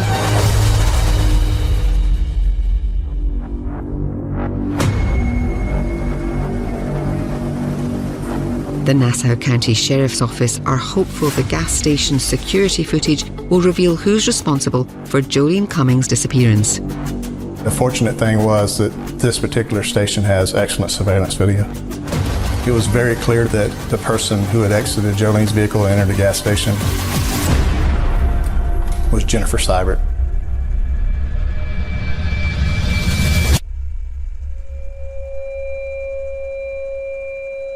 I can honestly tell you, no one saw that coming. Jennifer Seibert was wearing all black. Her hair was pulled back. In the video, you could see that she had scratch marks and injuries on her face. They suspect that Jolene could be the source of Jennifer's injuries. I knew that this was somebody that I had to locate. The problem was where to find her. I checked the address that was listed on Jennifer Seibert's application at Tangle's Hair Salon, and the address did not exist in Fernandina Beach, Florida. One of Jennifer's biggest secrets was now out. Jennifer was lying about living with her mother. She was secretly homeless. Investigators learn that up until recently, Jennifer was staying somewhere else, the local gym. The truth is, she was not working out. She would go in and she would spend hours in the locker room facility to clean up and shower. After, she would actually lock herself into a bathroom stall. When staff members did their final rounds, they were unaware that there was someone secretly spending the night. But some of the workers found her in there. They had to ban her from being there because she was using the gym inappropriately. She had all kinds of little secrets that we were starting to learn about. And no one knows where she currently is, including the owners of the hair salon. All of a sudden, she quit. Jennifer told the owner I have a family emergency and I need to take off out of town. Police believe they know the most likely reason why Jennifer Siebert killed Jolene Cummings. I knew at that point that whatever happened to Jolene likely happened inside Tangle's hair salon. Nassau County Police bring in a forensic team to search the salon for any evidence of foul play. When we walk in, to the naked eye, things appeared pretty normal. But once you take a closer look, there was things, unless you were really close, you wouldn't even see them. Tiny red dots on the walls and countertop. When we analyzed those spots, it did come back positive for blood. To see if there may be more, they apply a special chemical compound on the floors of the salon. Luminol is a forensic tool that's used to detect blood at a crime scene. That entire salon lit up like a Christmas tree. There was blood everywhere. At that point, we knew something tragic had happened at that salon. And not only that, someone had attempted to clean up the blood. And later, we did find a mop in the back storeroom area of the salon that did test positive for blood. A subsequent DNA test proves that it belongs to Jolene Cummings. And considering the amount of blood found at the scene, detectives know it's unlikely she's still alive. Nobody could lose that much blood and survive. At that point in time, I said to myself, you're no longer working a missing persons investigation. This is now a homicide. I knew that I had to make contact with Ann Johnson and inform her that her daughter was dead. She was devastated. I'm sure it was probably the most horrible day of her life. News of Jolene Cummings' death shocks the community of Fernandina Beach. Breaking news out of Nassau County tonight as the sheriff's office believes that a missing Yulee mother, 34-year-old Jolene Cummings, is dead. No. I knew it before I knew it. I knew it on the inside of me. Everything in my body told me something horrible had happened to her. Sorry. There was a memorial in front of the Tangles hair salon. People were leaving flowers. They wanted answers just as much as the family did. Who killed Jolene and where is her body? The grisly answer is soon revealed when the Nassau County Sheriff's Office reach out to a business located near the hair salon. There was one restaurant near Tangles with a camera in the alleyway behind the restaurant and behind the salon. Detectives view the security footage from the night Jolene disappeared and are disturbed by what they see. We watch Jennifer carrying out trash bags and throwing them in the dumpster. Considering the large traces of blood discovered inside the salon, investigators suspect they know what Jennifer is throwing out. I certainly think it's possible she dismembered Jolene in order to be able to dispose of her more easily. I believe that at least part of Jolene may have been in those trash bags. Unfortunately, the police don't have enough evidence to prove Jennifer killed Jolene. Shortly after the video was taken, a garbage truck showed up. We don't have a body, and to get a conviction on a homicide case without a body is extremely difficult. Investigators are able to locate the landfill site the dumpster's contents were taken to, and with the FBI's assistance, they begin the difficult search for Jolene Cummings' remains. We've been in the landfill searching for any body parts. We were standing on a pile of garbage looking down like we're on top of a mountain. It was literally like a needle in a haystack. While the search for Jolene's body continues, detectives attempt to track down her suspected killer, Jennifer Siebert. We knew that she was likely living out of her vehicle, so we searched areas where someone who was living out of a car may frequent a truck stop or a road rest area. I got in the car and I went 95 south trying to locate her. I went to a couple of rest areas. The first one, I didn't see her vehicle. I decided to turn around, and while I was pulling through, I saw her vehicle, and I thought, there she is. That's her. In the driver's seat, sound asleep. Knowing Jennifer is potentially dangerous, Detective Rose calls for backup.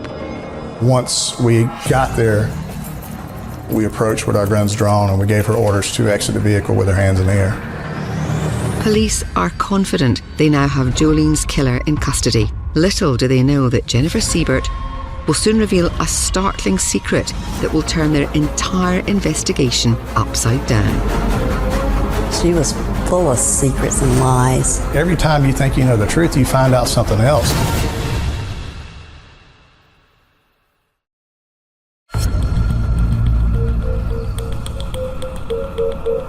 Jennifer Siebert is transported to the Nassau County Sheriff's Office for processing. At this point, she was charged only with the theft of Jolene's vehicle. Investigators are certain she's guilty of much more. It was obvious that she had been in one hell of a fight. She had Band-Aids all over her. She also had a very long scratch going down her face. I could tell that it was likely a fingernail scratch. Detective Harrington will question Jennifer Siebert to see what she may reveal about the murder of Jolene Cummings. Something happened to Jolene, and we actually sent our crime scene unit out to process tangles, and there was some evidence there. Okay. Harrington has no idea of the startling secret Siebert is about to reveal. Give me the full name. Kimberly Kessler. Kimberly. Mm-hmm. Jennifer Siebert was in fact Kimberly Kessler. Jennifer Siebert is a pseudonym. When you run my fingerprints through, they come up as Kimberly Lee Kessler. I've been living under this particular alias since 1999. And that's not all. 25 years, I mentioned I've been running from the FBI. They'll have a list of everything. Everything. She bragged that she had been on the run from the FBI for 25 years. Did I mention I'm wanted in Pennsylvania, Virginia, and Arizona? She had lived in about 14 states with about 17 different aliases, some of them that she had stolen from dead persons.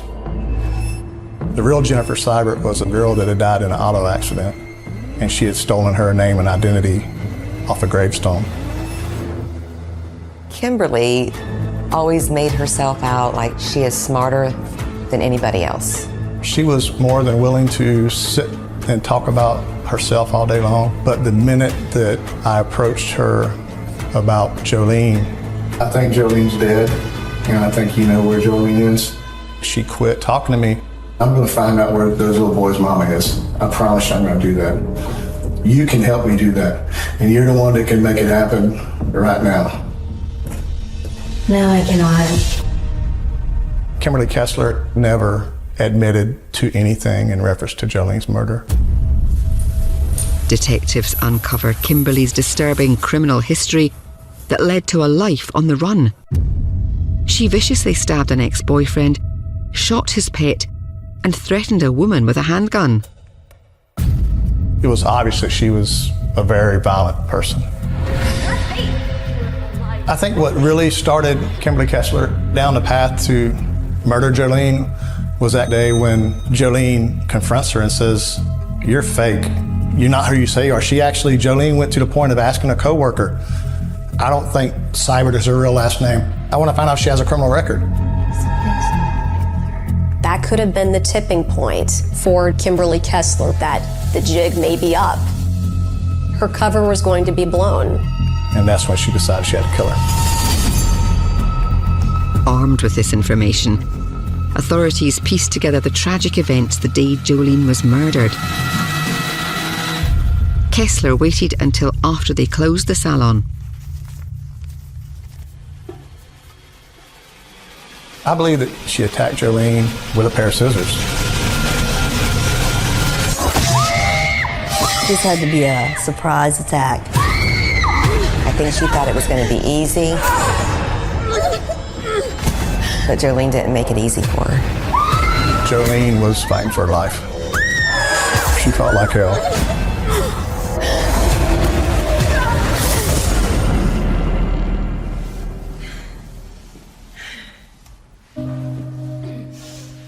After Jolene was dead, Kessler hatched a diabolical plan to dispose of the evidence. We processed Kimberly Kessler's vehicle, and we actually found a receipt. She purchased ammonia, a carving knife, trash bags, gloves, cleaning supplies. And it was all caught on the store's security cameras. We now know that they were used in a very nefarious way.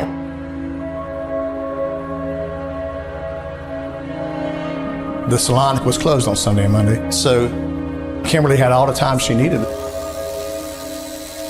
What happened in that salon was horrific. She is truly a sick person.